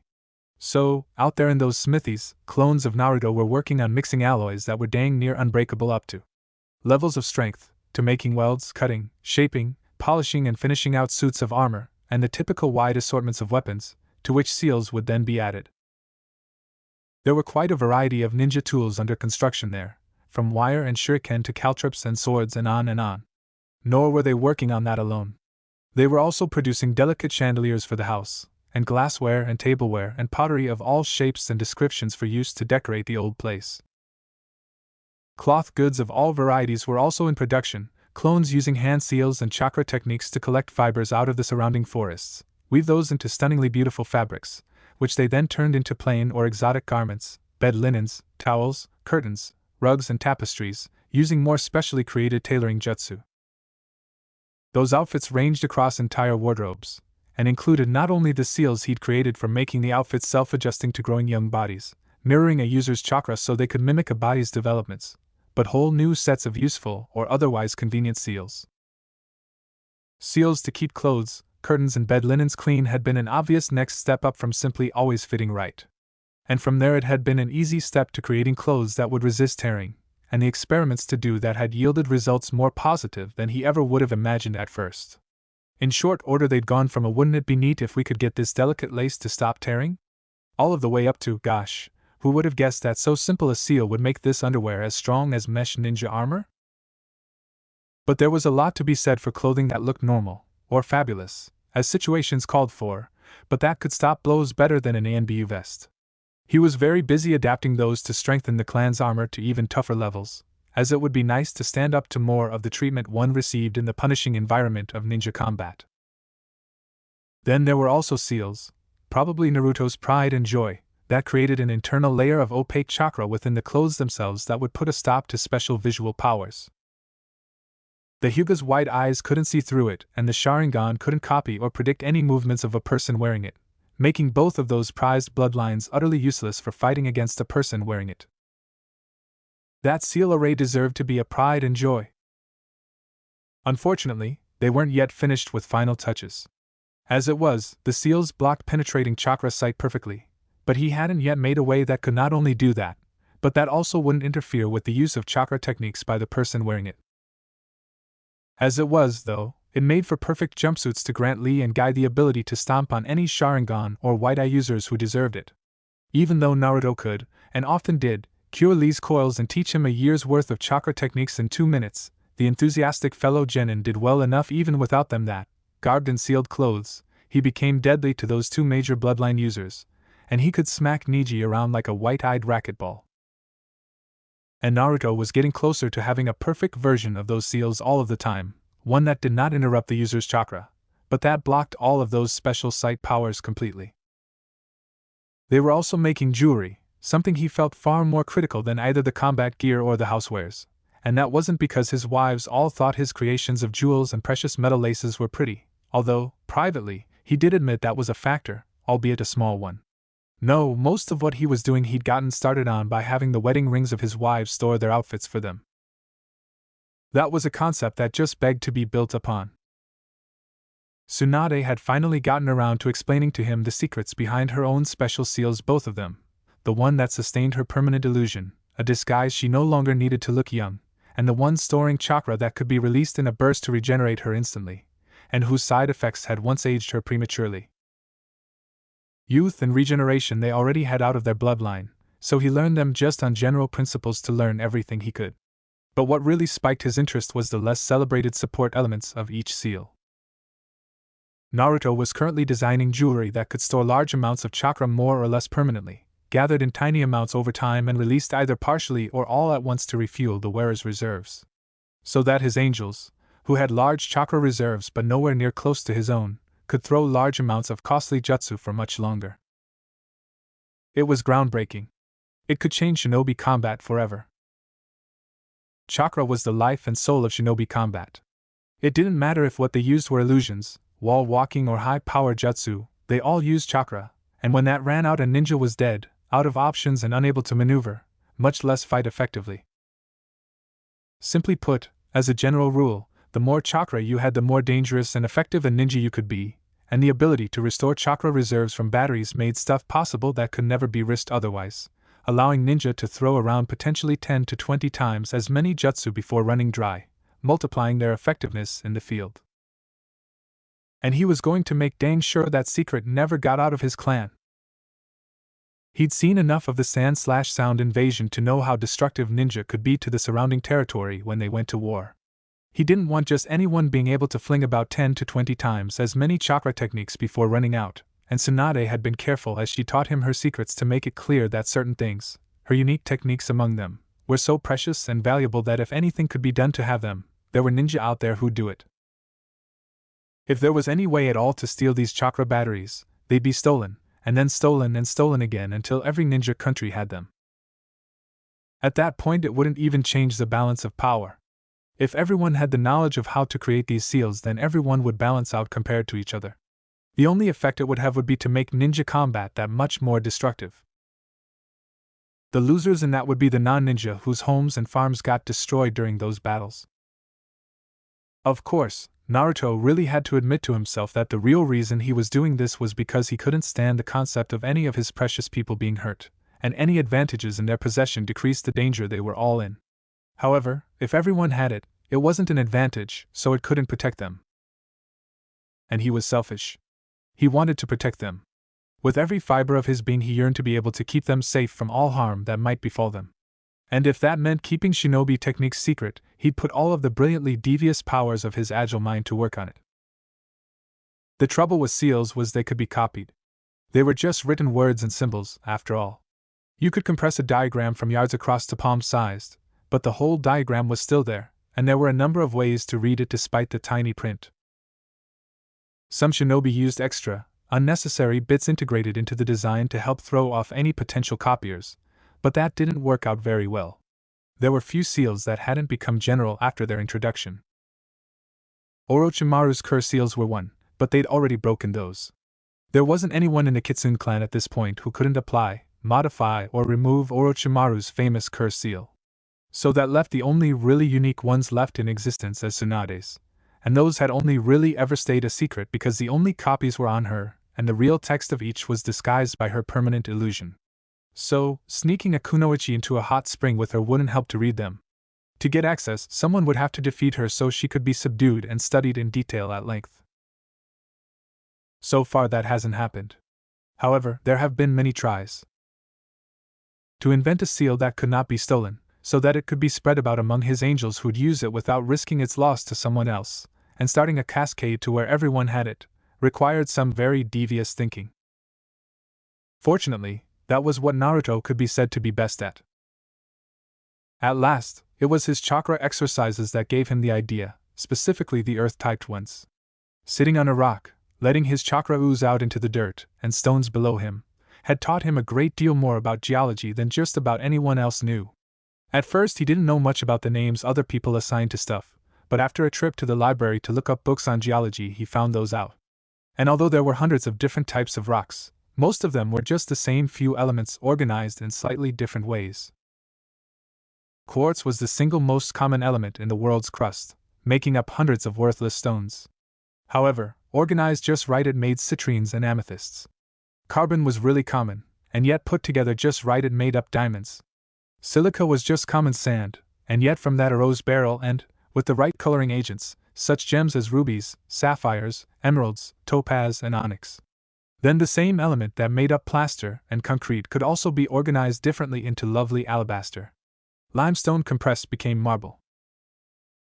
It was actually a simple principle, once he'd figured out that part, to use his chakra to organize minerals differently and create his own gemstones. Of course, the worth of those stones was based not only in their beauty, but also in their rarity.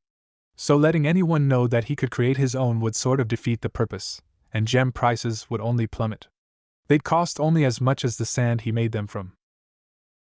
However, the ability to create gemstones gave him a medium no one else could use as a basis for drawing seals and hiding them. Naruto had decided that he would draw his seals in 3 dimensions, which required inventing a whole new branch of the sealing art to accomplish, and thus by itself virtually ensured proper security, on the inside of gemstones, using tiny fracture lines and flaws as his pen and ink. Ideally, no one would even guess they were there, but just in case he made those flaws too small to be easily found even with a jeweler's loupe, at least not in enough detail to be read, he'd also draw additional seals to cover them in a permanent illusion of a flawless stone. Then, just in case that illusion could be found and dispelled, and some method of seeing those lines clearly enough to copy could be devised, he resolved to input not just 1 or 2, but dozens of seals interweaved with each other like the links of chain, except that chain would be a 3-dimensional web so that even if the lines could be clearly seen, the outer layers would render the inner ones indecipherable just by their presence. Having multiple nested layers of security, they might actually be secure. Naturally enough, it would be the unique seals on the innermost layers, while more common ones made up the outer ones. It would require very large gems to fit this in, but size was no problem to him. What really caused him worry now was finding enough things for those stones to do to make up the outer layers of the sealing web. He'd already got them to store themselves, vanishing if they got removed from the body of the user. They would be programmed as a final security measure to only function for a specific girl, or, he supposed, her kids.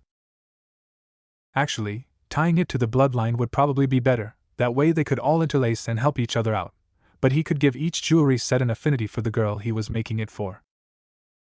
Sigh. This was getting so complicated. The Kitsune clan had a happy, bustling compound filled with energy. It also had all of the most modern ninja advances, invented by Naruto himself.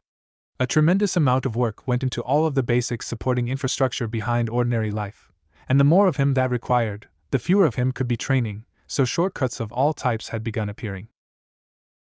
For example, wood stoves, which most peasants could afford, though nobles and ninja cooked on gas or electric ranges, produced a great deal of ash during the course of their ordinary operations. The Uchiha clan kitchens had all been gas or electric, however those services had been cut long ago, and restoring them, when the utility companies knew it was going to be the village pariah on the receiving end of those comforts, was both a diplomatic and bureaucratic nightmare, suffering delays so intense they often didn't get those services restored at all before reset. Wood stoves were an option, but once Naruto got tired of hauling ash, his answer was to place seals across the ovens, ranges, and refrigerators of those kitchens. Apply chakra and they are heated or cooled as needed. The real breakthrough came in the fact that a trivial amount of chakra, say enough to run a C-ranked fire jutsu, would run those appliances for days on end, as desired. It really wasn't any more heat than a basic fire technique, just spread out over a much longer time and given on-off controls. Similarly with the hot water pipes. A few seals and a small amount of chakra and you could soak under a shower until you were a prune and the water would never stop being as cool or warm as you liked it. And it was so comfortable, his wives insisted he expand on that, and they installed their own hot spring resort, with seal-powered hot water pipes, a completely unnecessary luxury, as he'd long ago perfected various water techniques for cleaning oneself completely and comfortably wherever one might be. Actually, in an effort to be nice, he'd invented an entire library of small ninja grooming techniques, including everything from doing hair to nails to pedicure and cleaning teeth, all of the way up to stuff no one likes to talk about. A girl could look sparkling and gorgeous within moments of waking up. And yet, somehow, they all preferred the personal touch. So Day Spa Naruto had an unceasing supply of business as he pampered and massaged his angels. Of course, though they didn't speak of it, they all had learned those grooming techniques. And it didn't seem to matter how nasty conditions were, they all looked gorgeous all of the time. Central heating and air conditioning were being added, also using seals. The girls wanted marble and alabaster wherever they could get them, and it was getting to the point where it might just be easier to build his own compound rather than convert the Uchiha one to Kitsune's standards. Of course, it still came with a huge chunk of land, and he got it free. So even if he never found that drat library, in spite of churning it all down to bedrock, they'd keep getting this old place and fixing it up. He just started to get tired of how much work it needed. Kin looked at her teammates, Dosu and Zaku, and had an odd moment. For a good dozen or so resets now she'd been poisoning their tea with paralytic agents so herself and other members of the Kitsune clan could practice the impure resurrection technique using them. It's not like they would be missed, but she had a moment of doubt, wondering when their lives had stopped being important to her. Then it came to her, the sound team had been formed out of convenience, not friendship. They'd never meant much of anything to each other as people. Well, that made this easy to do then. She whistled merrily as she poured the paralytic powders into their breakfast tea. Early this morning, while Naruto was busy creating all of their gear and upgrading the old house, Hinata diverted from her usual projects, sending off clones to see to them, while she herself went another way. There was a secret, hidden lab in or close to Konoha where Orochimaru made his experiments trying to give the first Hokage's bloodline ability to use wood techniques to test subjects. That lab had been sealed but not destroyed when he was driven out, and Hinata had learned of it one night when Anko had been bearing her soul about why her old teacher was such scum, how it had hurt her to be so betrayed, and what he'd done to deserve getting thrown out. Killing lots of Konoha citizens had indeed been very bad. And while the good girl had no intention of following in his footsteps, during the long project to get her bloodline copied out to the rest of the clan, she had acquired an ambition. Tsunade was the granddaughter of the first Hokage, but despite that she did not have his vaunted bloodline, which seemed unfair to the formerly shy girl. Those wood techniques, it had been said, had been used to build Konoha in a day, and in her opinion the village was a sadder, poorer place without them. More importantly, at least in the immediate sense, by learning to reactivate a dormant bloodline, Hinata could perform a treatment that had not been done before, and so earn her status as a medical ninja in Tsunade's eyes. It was a powerful and lofty ambition, for the humble, unwanted girl out of a hostile and disapproving family to be achieving the official recognition of one of the legendary Sannin, in her peculiar area of specialty. Of course, the young Hyuga heiress had already achieved all of her other life goals. She was now loved and cherished by the boy she'd loved from afar off, whose many qualities she had admired since as long as she could remember. She'd also achieved her side goals of having good friends and being a strong ninja.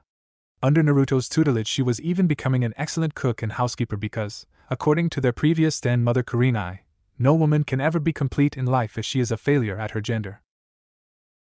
So all of Naruto's angels had arranged to be doing all of the babysitting and childcare missions they could, in order to prepare for their futures. And, in the monumentally unlikely event that anything ever happened to Naruto, they all had to be able to take care of themselves and their future households. There were very many unhappy just-in-case precautions that had to be taken as a family of ninjas.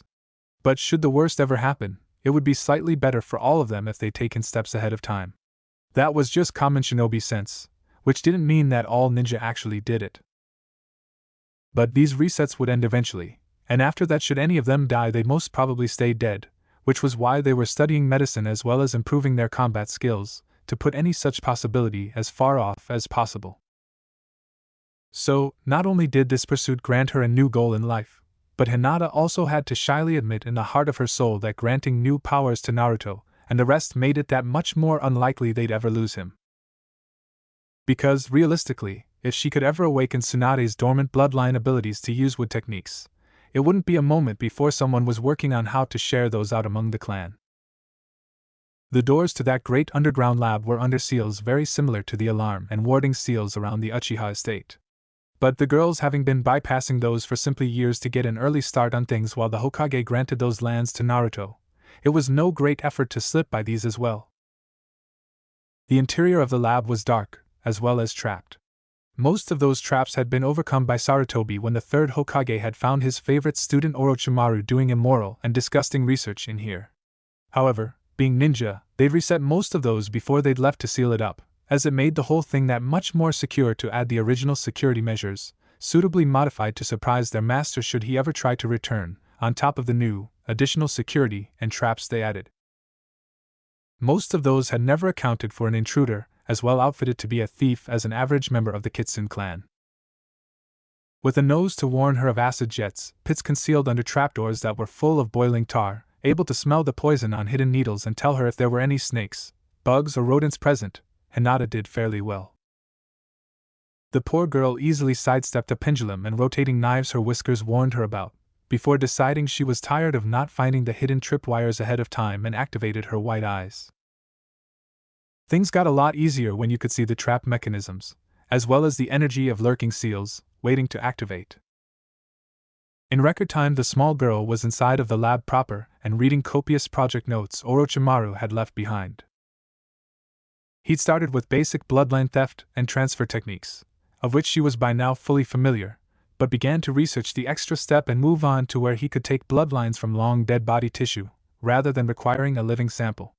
And he'd kept meticulous notes on what he did and how well it worked, or didn't, hoping to be able to reproduce results on himself should he have any successes. The Hokage's party had apparently left the lab and sealed it in disgust without ever pausing to find those papers, while she presumed Orochimaru had assumed they had been found or destroyed. So it was that Hinata was the first one in a lifetime to find those notes and read them, discovering the work of a mad ninja who was also a genius. So this is sand? Well, the border anyway? Really? What gave you that idea? Temari joked, as they all looked out over a line where trees stopped and desert began.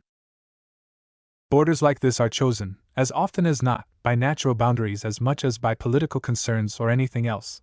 Fire was a very wet country to have so many trees, but the last river was actually quite a ways back from this stretch, and the warm, wet sea breezes that kept that land well watered were blocked by mountains and high elevation around here. The land of wind, where the village of sand was hidden, got its name for the fact that it had very little vegetation. During the day, sunlight heated up those sands, which in turn heated up the air. Hot air expanded, pushing out, and rose up, pulling in loads of air from all around. This movement of air was called wind. Then in the evenings when the sun went down, this phenomenon reversed itself. Deserts can actually be very cold at night, and this chilled air contracted, pulling in, and lowering, pushing out air that had rushed in during the daytime and in the process creating more wind.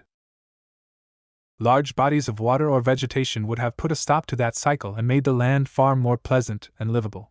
So, because the land was the way it was, one knew beforehand it didn't have those things. Pretty much any place that had water also had life.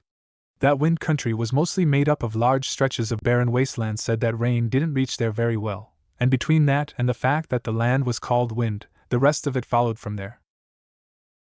So, the trees of the land of fire faded out along those borders, replaced by swaths of dry grassy hills which in turn gave way before desert sands.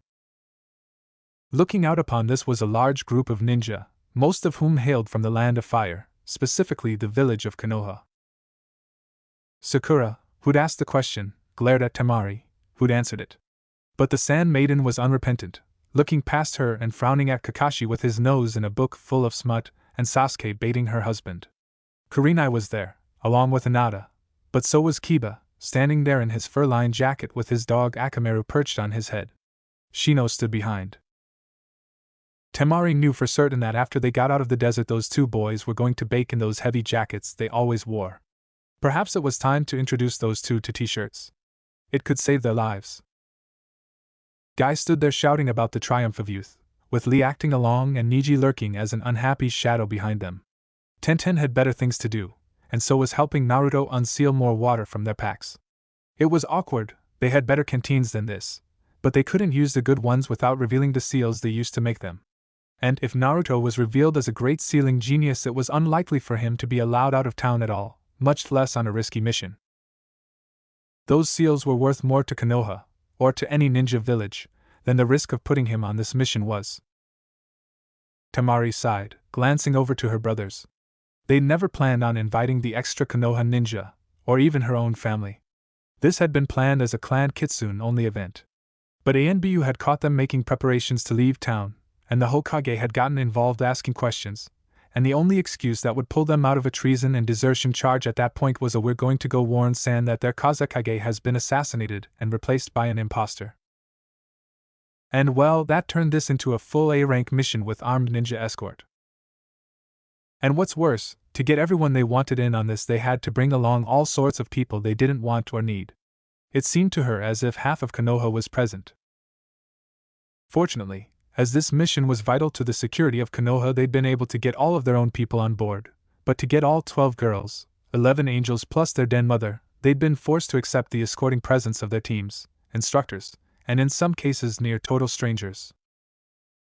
She had no idea what Ebisu was doing alone. And, worst of all in everyone's opinion, in order for Naruto to come along he had to be trailing all of Team 7, worthless blighters that they were, all of them up to and including their instructor, Naruto accepted, of course. Fortunately for everyone, Kakashi Baka was not in charge. "All right, everyone, marching orders," Hana called out.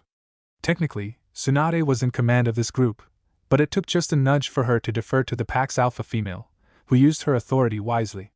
"Naruto, we need an extreme perimeter, call it 1 mile out, make a ring with enough clones so they can see each other easily." "Right," the boy called out from the back of the massive tiger he was riding, and in a heat shimmer-like moment there were suddenly thousands of him, and thousands of his mount, Simba. The rest of the clan was still trying to figure out how he did that. He'd explained it several times, but making shadow clones of his mount was just how? There was, of course, a complete absence of puffs of smoke as they had appeared. Naruto was just way too good to leave any such traces anymore. Shifting on the back of her own tigress mount in the heat, Ino followed the example of some of the other girls and adjusted the seals on her clothing with a bit of chakra, and their color shifted to a leopard-spotted light tan, far better suited to hiding in a desert environment than the previous forest camouflage colors. They were working on seals that would adapt patterns automatically, but no breakthrough yet.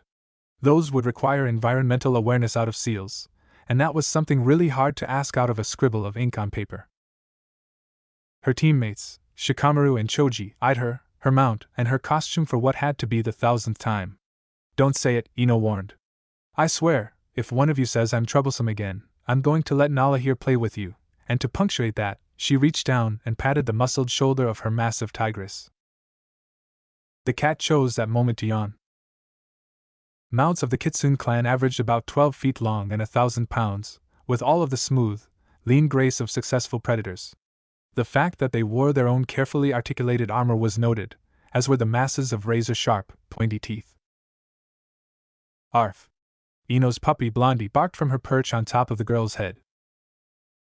So they had to memorize time dilation illusions to train them anew each reset. So what? Having pets was cool and comforting. Shikamaru lowered his head to rub the bridge of his nose. You could tell he was actually trying to suppress the urge to say troublesome, as the lazy genius could guess that tigers and dogs had good hearing, and those claws looked sharp. Choji had less tact, and blurted out through a mouthful of potato chips, I still want to know where you got all of your cool stuff. I traded sex for ninja equipment and training, how's that? The girl shouted aloud, annoyed beyond endurance by their nagging. Conversation stopped in the rest of the camp as people turned to look at her. Those with analytical ability sweat dropped as they stared around at the large number of girls similarly outfitted, 12, to be precise, and came to conclusions of their own. Hey Choji. I could make you armor and stuff if you want, Naruto called back. Why didn't you say anything? Looking amazingly disgusted, Choji quickly sputtered that it was unnecessary, and quickly ran off to hide. Moving on, Hana smoothly interrupted the scene.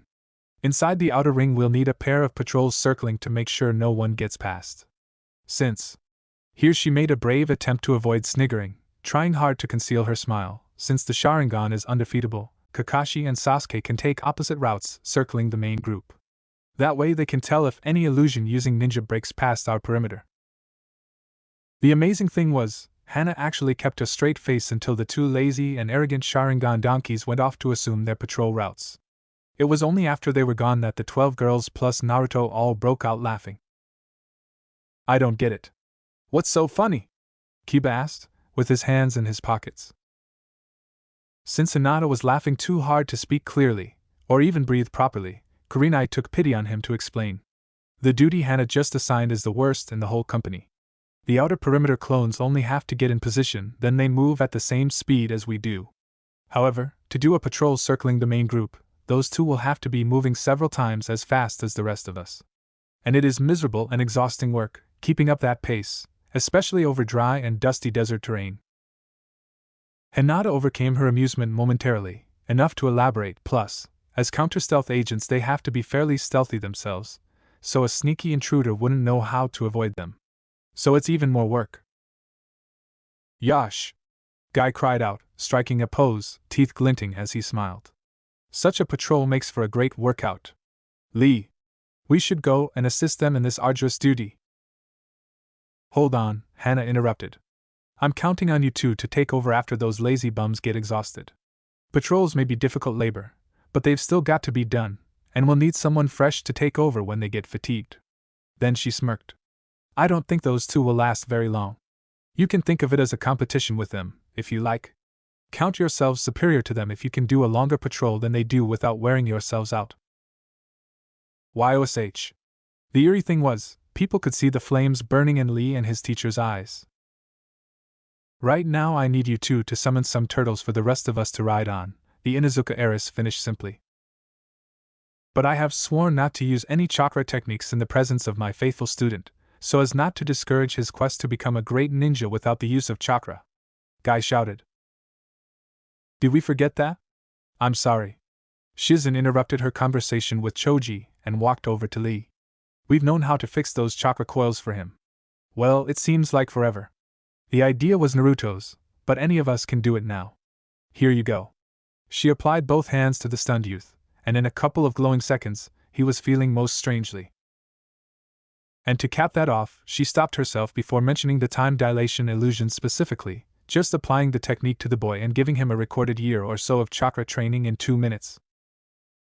Surprisingly, the rest of the camp was still and silent as she did this. Naruto had trained Lee this way in person enough times to have memorized their entire year of training together. And to avoid having to live it out over and over again, he simply copied that pattern into one stable illusion he could use or apply at need. Then he taught that to his angels. YOSH. The newly invigorated Lee shouted out moments later, before forming a hand seal and blasting out a pair of fireballs. Shizen smiled as Guy and Lee hugged each other, shouting and crying aloud in their joy over this event. So, Lee has a fire affinity? Asuma casually sidled up to Kurenai and asked, hoping to strike up a conversation and wondering why she'd been so cold and distant to him recently. Not naturally, no, she spoke more for the benefit of her genin team, Hinata being the obvious exception, as she already knew all of this. His affinity is actually lightning. Teaching himself fire techniques is a great deal of work. But hard work is what Guy and Lee excel at, Hinata added primly. They like it. And considering how often they talk about the flames of youth, it's hard to see Lee not going to the effort of mastering fire techniques. Kurenai was nodding, making sure her genin overheard her. As far as I am concerned, given the way he trains, Lee with chakra would probably be the strongest genin. So strong it would be impossible for him to stay a genin for very long. Promotions are certain to come quickly for him. Kiba jerked as if stung, then pondered. Meanwhile, Guy produced the turtle summoning scroll, and it was with great ceremony that he permitted Lee to sign it, gaining the ability to produce those summons. It was a landmark event. Summons numbered among the most powerful and versatile of ninja techniques, and that reminded Kurenai to make sure to get her husband working on some scheme to get his baka teacher to hand over the dog summoning contract to the Inuzuka clan, who'd actually use it more than the incredibly lazy porn-addicted loser ever would. No reason at all not to have those summons used by a clan who'd love and appreciate them. And it would make Konoha stronger to hand that scroll over to a clan, rather than rot in the grip of a who had to be compelled to make any effort at all. Being precious, and also personal as well as highly secret and restricted, no one could order Kakashi to surrender the scroll, even if he retained the right to use the summons. But she was confident Naruto could think of a way to get him to hand that over voluntarily. Besides, being dog lovers, it only made sense to grant the Inuzuka ability to use dog summons, as all of their clan techniques built on that relationship, so both they and the summons would be stronger for it. Kakashi had stolen some Inuzuka clan techniques for exactly that purpose. Kurenai had to admit that, having Kiba as her student, she wanted to see him do well. Not to mention that she could expect the gratitude of the clan alpha female out of this, if it worked, as Hana was an Inuzuka too. Inwardly, she resolved to develop a variant of Naruto's give Lee a year of chakra training illusion for teaching Kiba, and perhaps Shino, how to use a summoning technique. Then she came to ground on the fact that she couldn't do a summons either, and was surprised that they, as a clan, hadn't addressed that yet. Actually, she did know of one. No, make that 3, who used summons in the clan. Naruto typically got toads, although she had no idea if he'd gotten that ability this reset or not. Tsunade was the legendary slug summoner, and her summons, while kind of icky, were also very nice once you got to know them, but there was also Temari. She'd have to ask the Sand Maiden about her weasel summons, as that might be something she'd want to explore. Weasels weren't icky, and they were surprisingly ferocious for their size. Besides, some of them fought snakes, and that had all sorts of possibilities. Kurenai left pondering Asuma's side to go and mention her idea to Anko. Lunchtime, Hana called out over the procession. Sakura started out of her thoughts. She'd been staring, pale and scared, at Ino, her former friend, wanting but not daring to ask if she'd been serious about what she said about sleeping around in exchange for ninja training. When they'd started out on this desert trek hours ago, Guy and Lee had summoned up a trio of enormous tortoises. Tenten had then produced tents out of her storage scrolls and set them up as howdahs on those broad, smooth backs, where they'd been resting out of the sun while the turtles crossed the sands for them. At their size, larger than most houses, the tortoises actually walked pretty fast, and with their broad, flat feet they weren't troubled by the hot sand in the least. So it was an amazingly fun and comfortable way to travel across what would otherwise have been very difficult terrain. The unmounted tigers had made a point of lazing about in feline indolence, looking, as cats often do, bonelessly comfortable under those tents on the backs of the shells of the big reptiles. But Sakura had hardly noticed any of it. Go ahead and ask. I know you want to, Ino told her, without looking at her. Sakura gave a guilty start, then mustered her courage. Was it true, what you said? True, but misleading, Ino admitted. I actually married a strong ninja, and he gave me techniques and training. I made it sound bad so my teammates would stop bugging me and wouldn't ask how they could do it too. True to form, Sakura blurted out what was, to her, the most obvious conclusion. Pointing a finger at the blonde, she shouted, "There is no way you could have married Sasuke-kun."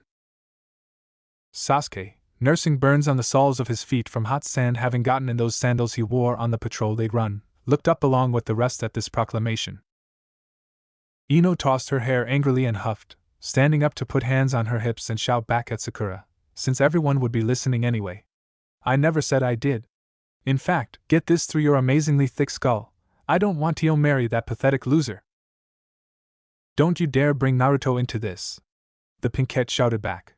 "He has nothing to do with." Slap! Ino withdrew her hand from Sakura's cheek, now actually mad. "I'm married to Naruto, you tit! He has everything to do with this.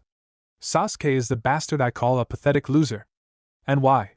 Because he is. Do you know how much extra, secret training it took during his time at the academy to get those grades of his? Or that he'd know more than 30 ninja techniques if only he'd ever bothered to read the scrolls people gave him as presents? He's an ass, and as lazy as his teacher. Both of them are utterly pathetic wastes of flesh." "Don't hold back, tell us how you really feel," Temari joked from her position, lounging on cushions under the shade. The ridiculousness of that statement caused laughter around the tents, and put a halt to Sakura's urge to get violent in defense of her Sasuke. "You know what my clan techniques are, all of you," Ino addressed the crowd. "I've been in Uchiha's head, and you know what? Sasuke's mind is nothing more nor less than a container of filth." The girl put on her boots. "He's a totally spoiled, stuck-up bastard who literally has never thought of anyone but himself. I'm not going in there again if I can help it." Sakura sputtered, but Sasuke glared at the blonde girl across the carpets. "Oh, now the great Uchiha genius is going to sulk," Ino mocked, adjusting the straps on her armor. "You may think you're giving us the silent treatment, but really you're just going to pout." Growling at her, the Uchiha got up to flounce off to where he could pout in private. Although his dramatic exit was spoiled as many of those girls broke out laughing over his attempt at a glowering departure. Breaking off from her own laughter, Hana called, "Okay, princess, if you want to run off to cry alone you can do something useful at the same time. You and Kakashi can take over running patrols again." Kakashi looked up from where he'd been nursing blisters on the soles of his own feet, his one exposed eye glaring at Ino for causing a scene that got him put back on that duty so fast. Sakura was still nursing a red handprint on her cheek in shock. Ino turned to glare at her over her shoulder and huffed. "I married Naruto, and he taught me everything I know about how to be a more effective ninja. He's had to lie, cheat, and steal to get his ninja abilities, hiding them all the while from his teacher, who does everything possible to hold him back. But Naruto is one of the most effective shinobi Konoha has, and I'm proud of him." Kiba looked up to Kurenai, trusting his teacher and disturbed that anyone couldn't trust theirs. "Kakashi didn't really try to hold Naruto back, did he?" Kurenai had to resist the urge to sigh, folding her arms to answer. The day they became a team, Kakashi took the other two away to celebrate becoming a team, and left Naruto tied up, yelling for help. While they probably thought it was funny, they'd only passed the exercise for teamwork. And what kind of message does that send about helping your teammates? The dog boy looked sick, nor was he the only one shocked by that revelation. Hinata was nodding firmly. Kakashi only ever taught his team one exercise, basic tree climbing. During the practice, Sakura didn't improve at all. Since she had good control, her teacher should have given her the next exercise, or had her work on something else, not just sit around. But Kakashi didn't care about her progress enough to do so. The Hyuga heiress raised her chin up and declared, "In fact, I think Kakashi only taught them tree climbing solely to help Sasuke. Sakura didn't improve from it, and Naruto's control was so bad that tree climbing was too advanced for him, so he should have started with a simpler exercise. Naruto wouldn't have improved if he weren't so determined, and hadn't had the stamina to keep going far beyond where most would quit. Sasuke was the only one that should have improved from the tree climbing exercise." Looking at it in that context, Kakashi likely thought Sakura would do it easily, making Sasuke want to improve, and Naruto would fail miserably, restoring Sasuke's confidence. Several of the present gazed at the not yet departed copy ninja with looks of shocked abhorrence. Somebody, no one could tell who, muttered, "What a bastard." Tenten folded her arms and added her part to this. "Another thing, right after we finished the second exam. Kakashi, knowing Naruto was alone his whole life, had poor skills, and really needed help, specifically told him, "You asked me first, but I'd rather train Sasuke. Go with a different teacher." For a totally isolated person, to be so rejected by one of his few precious people would be terrible. And then he pawned him off on an instructor that hated him. You'd have to be a total scumbag to do that. Some have tried to make excuses as to why Kakashi did it, but I don't really buy any of them. Kakashi took his student and slunk off to do patrols quickly before the public embarrassment got any worse. They were not sorry to see him go. Several eyes then tracked over to Naruto, who shrugged. Our team was doomed from the moment it was created. Our teacher doomed us by being too stuck on his past to care about the present. It didn't help that I was an attention-starved orphan. Then we were doomed by a fangirl so mindlessly obsessive about her crush she couldn't see anything else like how pathetic her own skills were, as she walked ignorantly into deadly peril with stars in her eyes, not even noticing the danger. And by Sasuke, who in some ways had all of the flaws of each of the others. He was lost in his past, pretended under the attention, and so focused on something, in his case revenge, that he couldn't see anything else. Our only teamwork was to all be dysfunctional together. Tsunade gave a shrug, effectively ending that conversation. You can't save people who don't want to be saved. Ga was having a great time, busy torturing Kakashi's eardrums about his eternal rival having lost the contest of who could stay on patrol longer, as the group broke from their travel routine and made camp for the night. Lee was, not coincidentally, having the same fun teasing Sasuke over his same loss on the exact same subject. The geniuses of hard work had done more patrols over a longer time and been better off afterwards than the duo with the unbeatable bloodline. In fact, the difference between the two was amazing, with the hard workers having done several times as much, while being better off at the end of it. Facts that the bloodline geniuses were not enjoying hearing, or having paraded about the camp. Of course, that was far from the only thing happening in such a large group. So, the Yamanaka on your team are married to the dead last. Did you know about this? Niji approached Choji to ask. You mean you didn't? Yugao, who'd been lurking nearby, blurted. I thought everyone knew. I mean, they had a beautiful wedding. She touched her lip, considering. Come to think of it, I didn't see either of you there.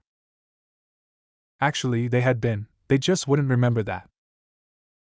Yugao, as den mother, had the job of averting all kinds of suspicion.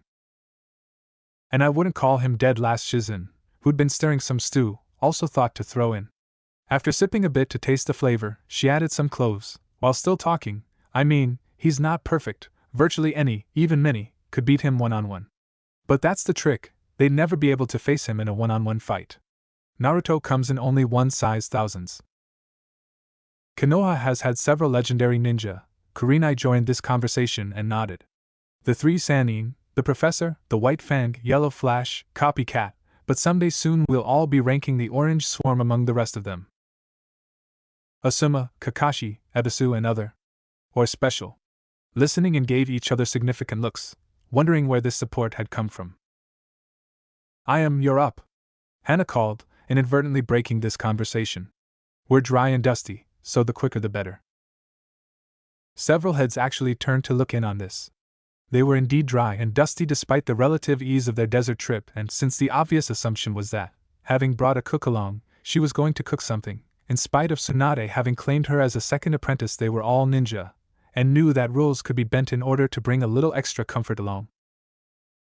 Instead, the ramen chef's daughter walked out to a decent stretch of clear sand not too far away and started forming hand seals. Eyebrows went up all around as the never ninja before cast an earth technique, causing the sand to fall away, shrinking as spaces between grains vanished, and it collected into large stones, then boulders, and finally created a wide yet irregular pit about 3 to 4 feet deep on average. This looked pathetically useless to the experienced ninja as a combat technique, but they heard murmurs of approval from the various girls around camp. Sand to clay. Called out her next technique, sealing up many of the cracks in between boulders with material that would absorb more than drain away.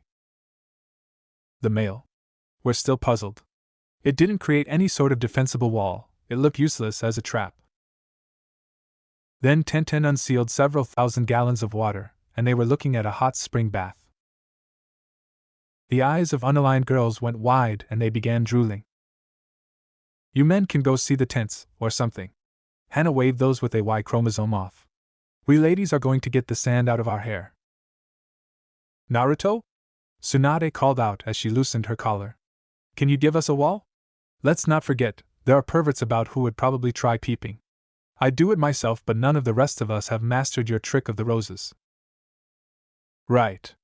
The boy darted forward, already forming a hand seal. Out of the ground rose up a dome of crystalline rock completely covering the spring. The rock dome was thick enough to survive a substantial pounding, able to pass light, but not clear enough to see any detail through. What made it most interesting was that the dome's entire outer surface was covered in very detailed, very lifelike carvings of roses, comprising a mass of needle-sharp, spiky thorn vines that, despite ninja being able to walk on such surfaces, none of them would want to, as it would tear their feet to bloody rags. Thus, those bathers within could be assured of their privacy, as no one should be willing to peek in any of the ventilation ducts above, and those had bendy curves within the couple feet of rock, so they couldn't be seen directly through even by perverts sufficiently motivated to not care about their feet getting sacrificed in service to their hormones. And though it wasn't obvious at present, the nature of the crystal was aligned in such a way that those within could see out almost clearly, while almost blocking the view from out to in. Upon entering, every girl looking at it felt that every hot spring resort ought to have such a feature as that dome of rock. The girls almost immediately began to file inside the arched entryway. Ah! I love a good soak at the end of the day. Total heaven! Sakura cried out happily to A. She didn't know. It would have been unfair, the female portion of the group shirking out on responsibilities to bathe, but each of the clan Kitsune girls had, after a very brief scrub, made a shadow clone and sent that off to help with camp chores like cooking and setting up latrines and so on. Although, really, with the right jutsu, none of those tasks took very long. Of course, that delay caused those girls to be last into the spring to soak, and that left Sakura facing a parade of bottoms, all of them with property of Naruto Uzumaki penned on them, most of them in the girl's own hand. The pinkette was having a terribly difficult time not dying from the shock. Remember, Naruto, don't be a stranger. One of those girls called out the bath entrance to the blushing blonde boy, who had tons of eyes from the male ninja on him, none of them quite believing what they were hearing and wondering, in an analytical sort of way, if he'd actually be going. Yeah, our master can enter our bath any time. Another giggled. Naruto was having a difficult time deciding what to do. Most of the busy work outside in camp was now done. They had a short defensive wall around the camp. The summons had disappeared, and the cloth and canvas tents that many of the older and packed had proved entirely unnecessary, as he'd gone about, using earth techniques to compress sand into little stone igloos, mostly buried by the rest of the sand. They had steps down to a front entrance, which could be covered by a trapdoor, and 2 emergency exits, with basic furnishings inside, and were more comparable to decent hotel rooms than camping. Dust the place with a fairly thin coat of sand and you'd never even know the huts were there, until ninja came swarming out like trapdoor spiders. The camp had a pair of towers so lookouts could see far off. The latrines were dug and had their own outbuildings, complete with half-moons on the doors. It really resembled more of a semi-permanent trading settlement than a one-night camp, but all it had taken was a little chakra to pull off. All this required nowhere near the amount of work he was used to, actually. Their clan compound took an amazing amount of labor to get right. The buried stone huts were set for single occupancy for Chunins and double for Genin. But none of his girls would be staying in them. They had a fairly substantial above-ground manor house complete with balconies and individual bedrooms, all nicely arranged. The stone of the building had been done by him and furnished by them out of ceiling scrolls. And the master bedroom had a little fox face on the door, reading Naruto under the plaque, something that had caused bug eyes from Kakashi and Sasuke when they'd seen it, touring the main house. But hey! He was the one who'd built it. Figuring that he wouldn't even be able to sleep in his own room if he didn't face up the wondering eyes now on him, Naruto went to the door, which had a U-shaped bend so that no one could see right through, although they could hear just fine, and called in, "Knock, knock. Do you mind if I come in?" "Naruto!" Sakura shouted out, her face turning bloody red. "How dare you even suggest such a thing?" "News flash, we invited him," Ino told her coldly. "One moment please," Hana called back out the entrance, before turning to the girls within. Alright, ladies, naked bathing is now over. Put on a suit if you have something you'd rather the men not be seeing, otherwise, thank you for your stay. But we can't afford to let our male ninja drop in fighting ability because of sand getting in their clothes and chaffing away their skin. Turning back to the entrance, Hana called, 5 minutes. Virtually all of the ladies present simply touched rings and were dressed in modest one-piece bathing suits of opaque fabric, complete with short skirts.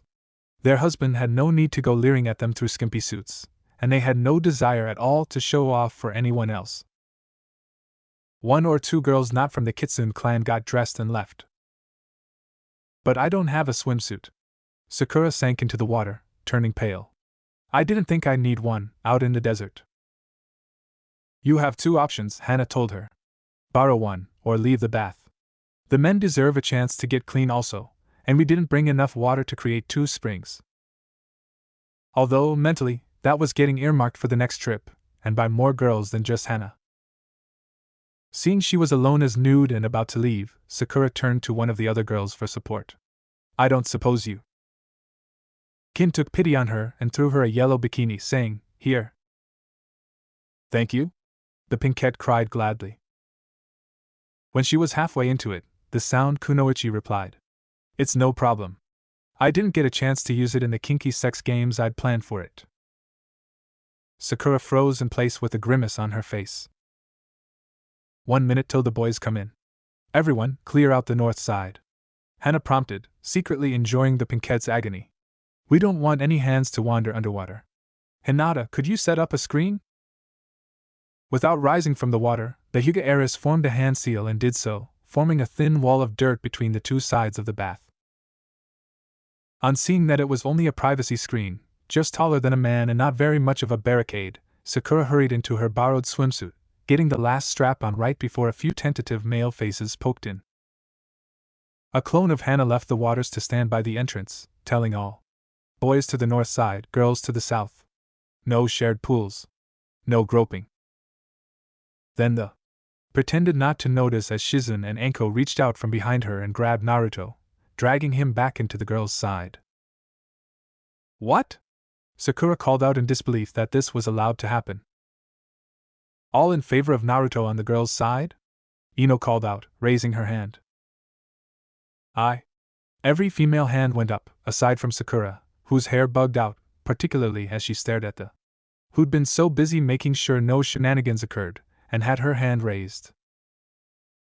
I'm sorry, did you not see this? Hana, bottom safely pointed away from the men, lifted the back of her skirt to showcase the girl property of Naruto Uzumaki penned in permanent ink on her flank. Don't be a sport, or I'll ask for the loan suit back, Kin teased. Red-faced, Sakura sank down into the water. Tenten smirked. They had no need to tell the girl that the suit shrunk every time the phrase itsy bitsy, teeny weeny, yellow polka dot bikini was sung in its presence. No way had she earned the privilege. Now there was not a woman, living or dead, that did not know where she stood in her own social circle. Those social circles could be large and strong, or small and weak, anything in between and then some. They could be static or fluid, and they could even change to which circle they belonged, but a girl always knew her position in the pecking order, who could snub whom and so on. Sakura, to her great astonishment, found herself dead last. Now it has, on occasion, happened before that someone outmaneuvers someone else to displace them. The workings of female social orders are as active with plots and positioning and the carrying on of campaigns as units in World War II. It was a ceaseless activity. But rarely was there an upset as complete as Sakura was experiencing. She'd known her position, and it had always been a fairly high one, since the day Ino befriended her, at any rate. She had been a leader among the girls in her academy class, and a leader among Sasuke's fangirls after that. Having enjoyed high positions in those clubs she'd chosen for her own before this, it came as quite a shock to her to be among kunoichi who snubbed her as a matter of routine. These girls, these ninja, had no use for her opinions and wouldn't back her plays. She was an outcast, and had no idea how she'd gotten there. These were her peers. Since becoming a ninja, she'd left the civilian social circles she'd once belonged to. Her high academy grades and closeness to one of the rising elite young ninja had always before guaranteed her a high place in the esteem of her fellow kunoichi in her age range. This in turn had granted her confidence, and some feeling of authority. Now, instead of esteem, they brushed her off like she didn't exist. And when she called for support to react to those snubs, it simply didn't appear. She was the dead last, back to where she'd been before Ino befriended her. On realizing her position, that her peers had no use for her in their circle at all, the young girl excused herself to run off and cry in her hut on the ground. Any girl that was rejected by her own social group basically no longer belonged to it, and had to go find some other group with which to belong. She was devastated. After the baths, it was time for dinner, and the tables glittered under an array of fine dishes. There were gasps of awe, long periods of stunned and reverent silence, and not a few people fainting or breaking out crying upon first sampling the food. It was that good. I had thought I had eaten the best meal of my life when we had lunch upon the backs of our shelled friends. Guy shouted aloud to the group, holding a spoon aloft in the air, a bowl in the other hand. But that was nothing compared to the banquet that greeted us tonight. Spinning around, the knelt before the Sanin's first apprentice, saying, "Shizen, the fires of youth burn brightly within you. Your cooking is a feast fit for emperors. Will you marry me?"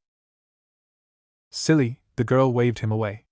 "I'm glad you like the food, but I only made a stew to feed our tigers. You haven't even eaten my cooking. Besides, I am already married, see?" And she showed off a large and glittering, jewel-encrusted ring. "I am." The green-clad jumped to his feet and spun around. "Already married," the girl showed off her ring, also giggling. "Besides, I was too busy soaking in our tub to cook this evening." Baki, ever security-conscious instructor of the sand team, showed concern, stopping before he lifted his own spoon to his lips. "Then who cooked it?" Unspoken was the message: if we don't know, it could have been anyone, even an enemy, and having an enemy prepare your food is death. Eyes darted around in an instant of uncertainty before Tsunade broke through the rising panic to state, "It was Naruto. He always has spare clones available. Besides, he likes to pamper us." "Did someone call my name?" The boy poked his head out of the big kitchen, wearing an apron and chef's hat, a stirring spoon in his hand. "If not, I'd best be getting back to my batter if you want to have the cakes and pies on time for dessert." And with that, he vanished. Kakashi and Asuma stood shoulder to shoulder as they approached Tsunade, who was the official leader of this expedition, even if she let her secretary Hana handle most of the day-to-day. "Honorable Tsunade, we request special permission to jointly escort Naruto back to Konoha. His cooking skills present far too valuable a strategic resource to be allowed to fall into enemy hands." Tsunade groaned, dropping her head into her hands. First his tailoring and clothing designs, then his seals, and now his cooking. It was getting real annoying having to hide Naruto's skills from the rest of the village, lest they pull him off of ninja duties. Besides, once he had to start concealing something, that limited how much he could improve on it, and how much they got to enjoy it.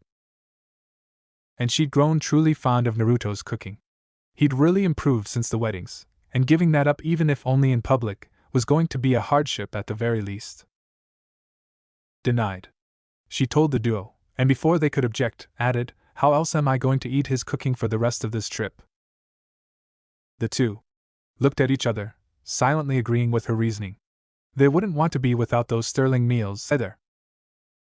In the background, making a play for recovered status by drawing on her most reliable standby, Sakura approached Naruto with a bowl in her hands and a smile on her face.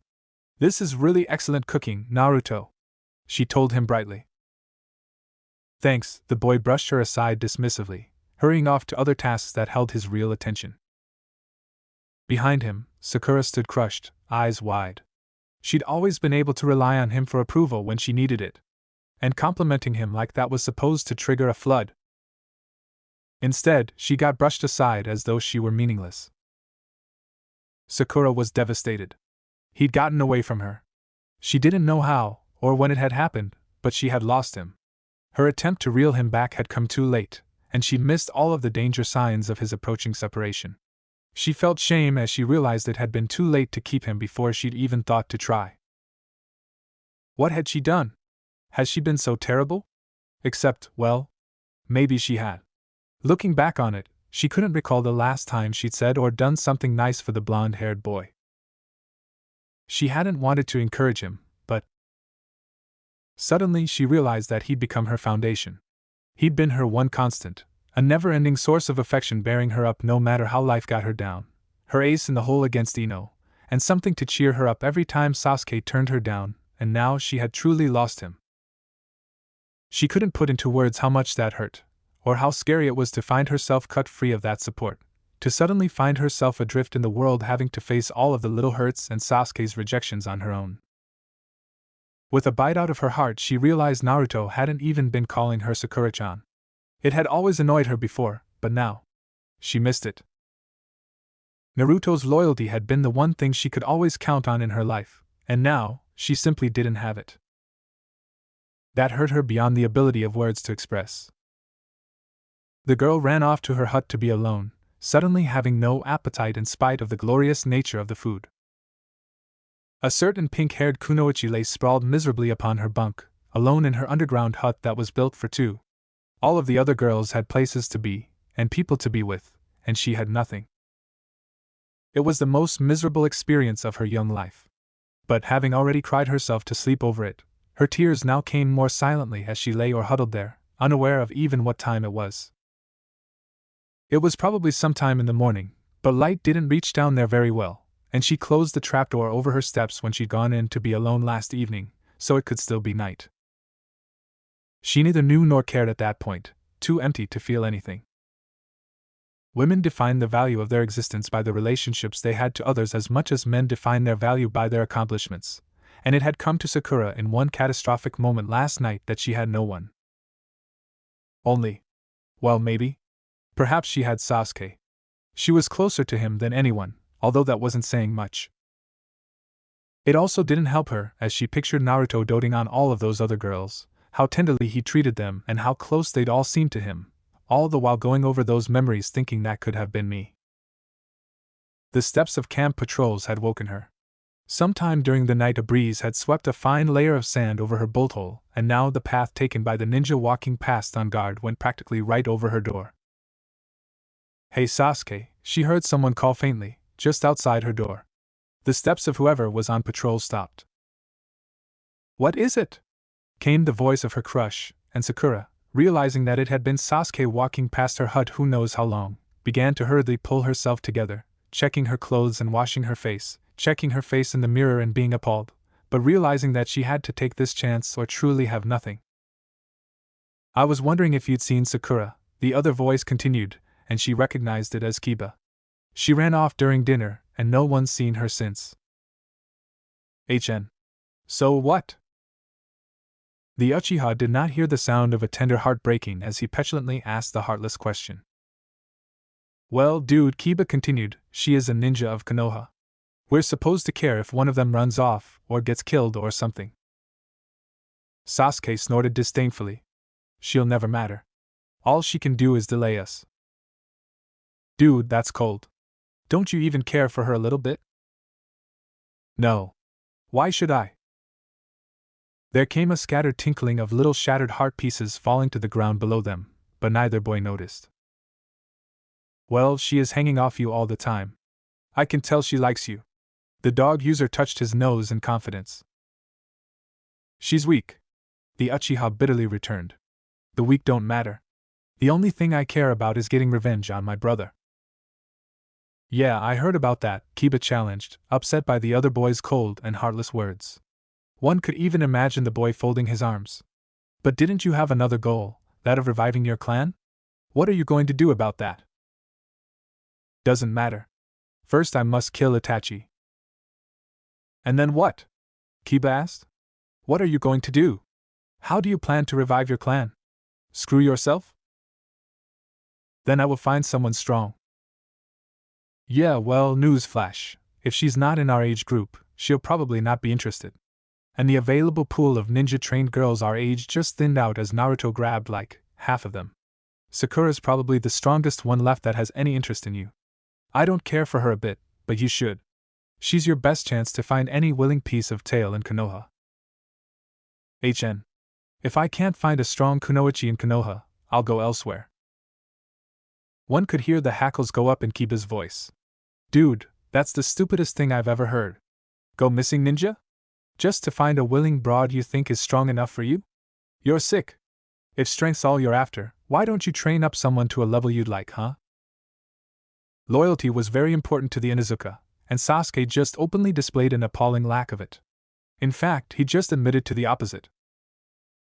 People like Sakura will never be strong, Sasuke returned, uncaring of the ire he caused in the other genin by this response. Yeah, well, listen to this. There is only one kind of strength that matters, Uchiha. And that is loyalty. If your brother had it, you'd not be such a waste case now.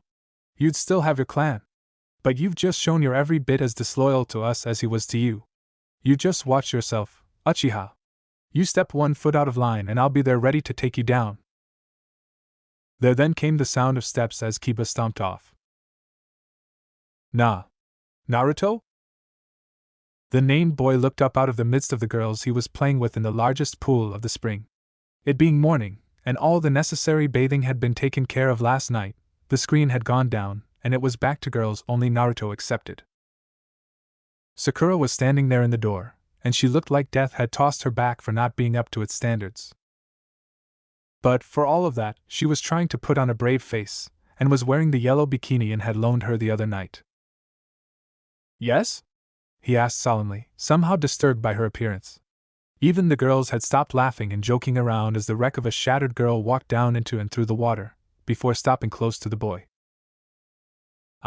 The girl's breath caught in her throat, and she started again, picking apart the knot holding her top closed to open it before Naruto, showing him her small breasts. I would like to trade sex for training. Naruto gaped up into her face before looking desperately around his angels, not knowing what to do. But they were every bit as surprised as he was. Sakura swallowed, but held her face as happy and pleading as she could make it. Inside her head, inner Sakura was shouting aloud for the success of their shared plan, namely, to become the strongest kunoichi in their village, and then spurn the Uchiha's advances. Inner Sakura was already practicing on a line-drawing dummy of the Uchiha, grinding her heel into the tied-up effigy's crotch. Entry into that particular club is for life, Sakura, Tsunade said from where she was relaxing, using guarded tones. Whatever answer the pinkette might have given got cut off as a massive explosion rent the camp. Thanks for watching, Shinobi Squad. If you enjoyed this What If, hit that like button, subscribe, and ring the bell so you never miss the next twist. Drop your theories in the comments, I'm always reading. Want more Naruto heat? Check out the other videos on the channel. Stay sharp, stay awesome, and remember even shadow clones need love. Peace out, Shinobi!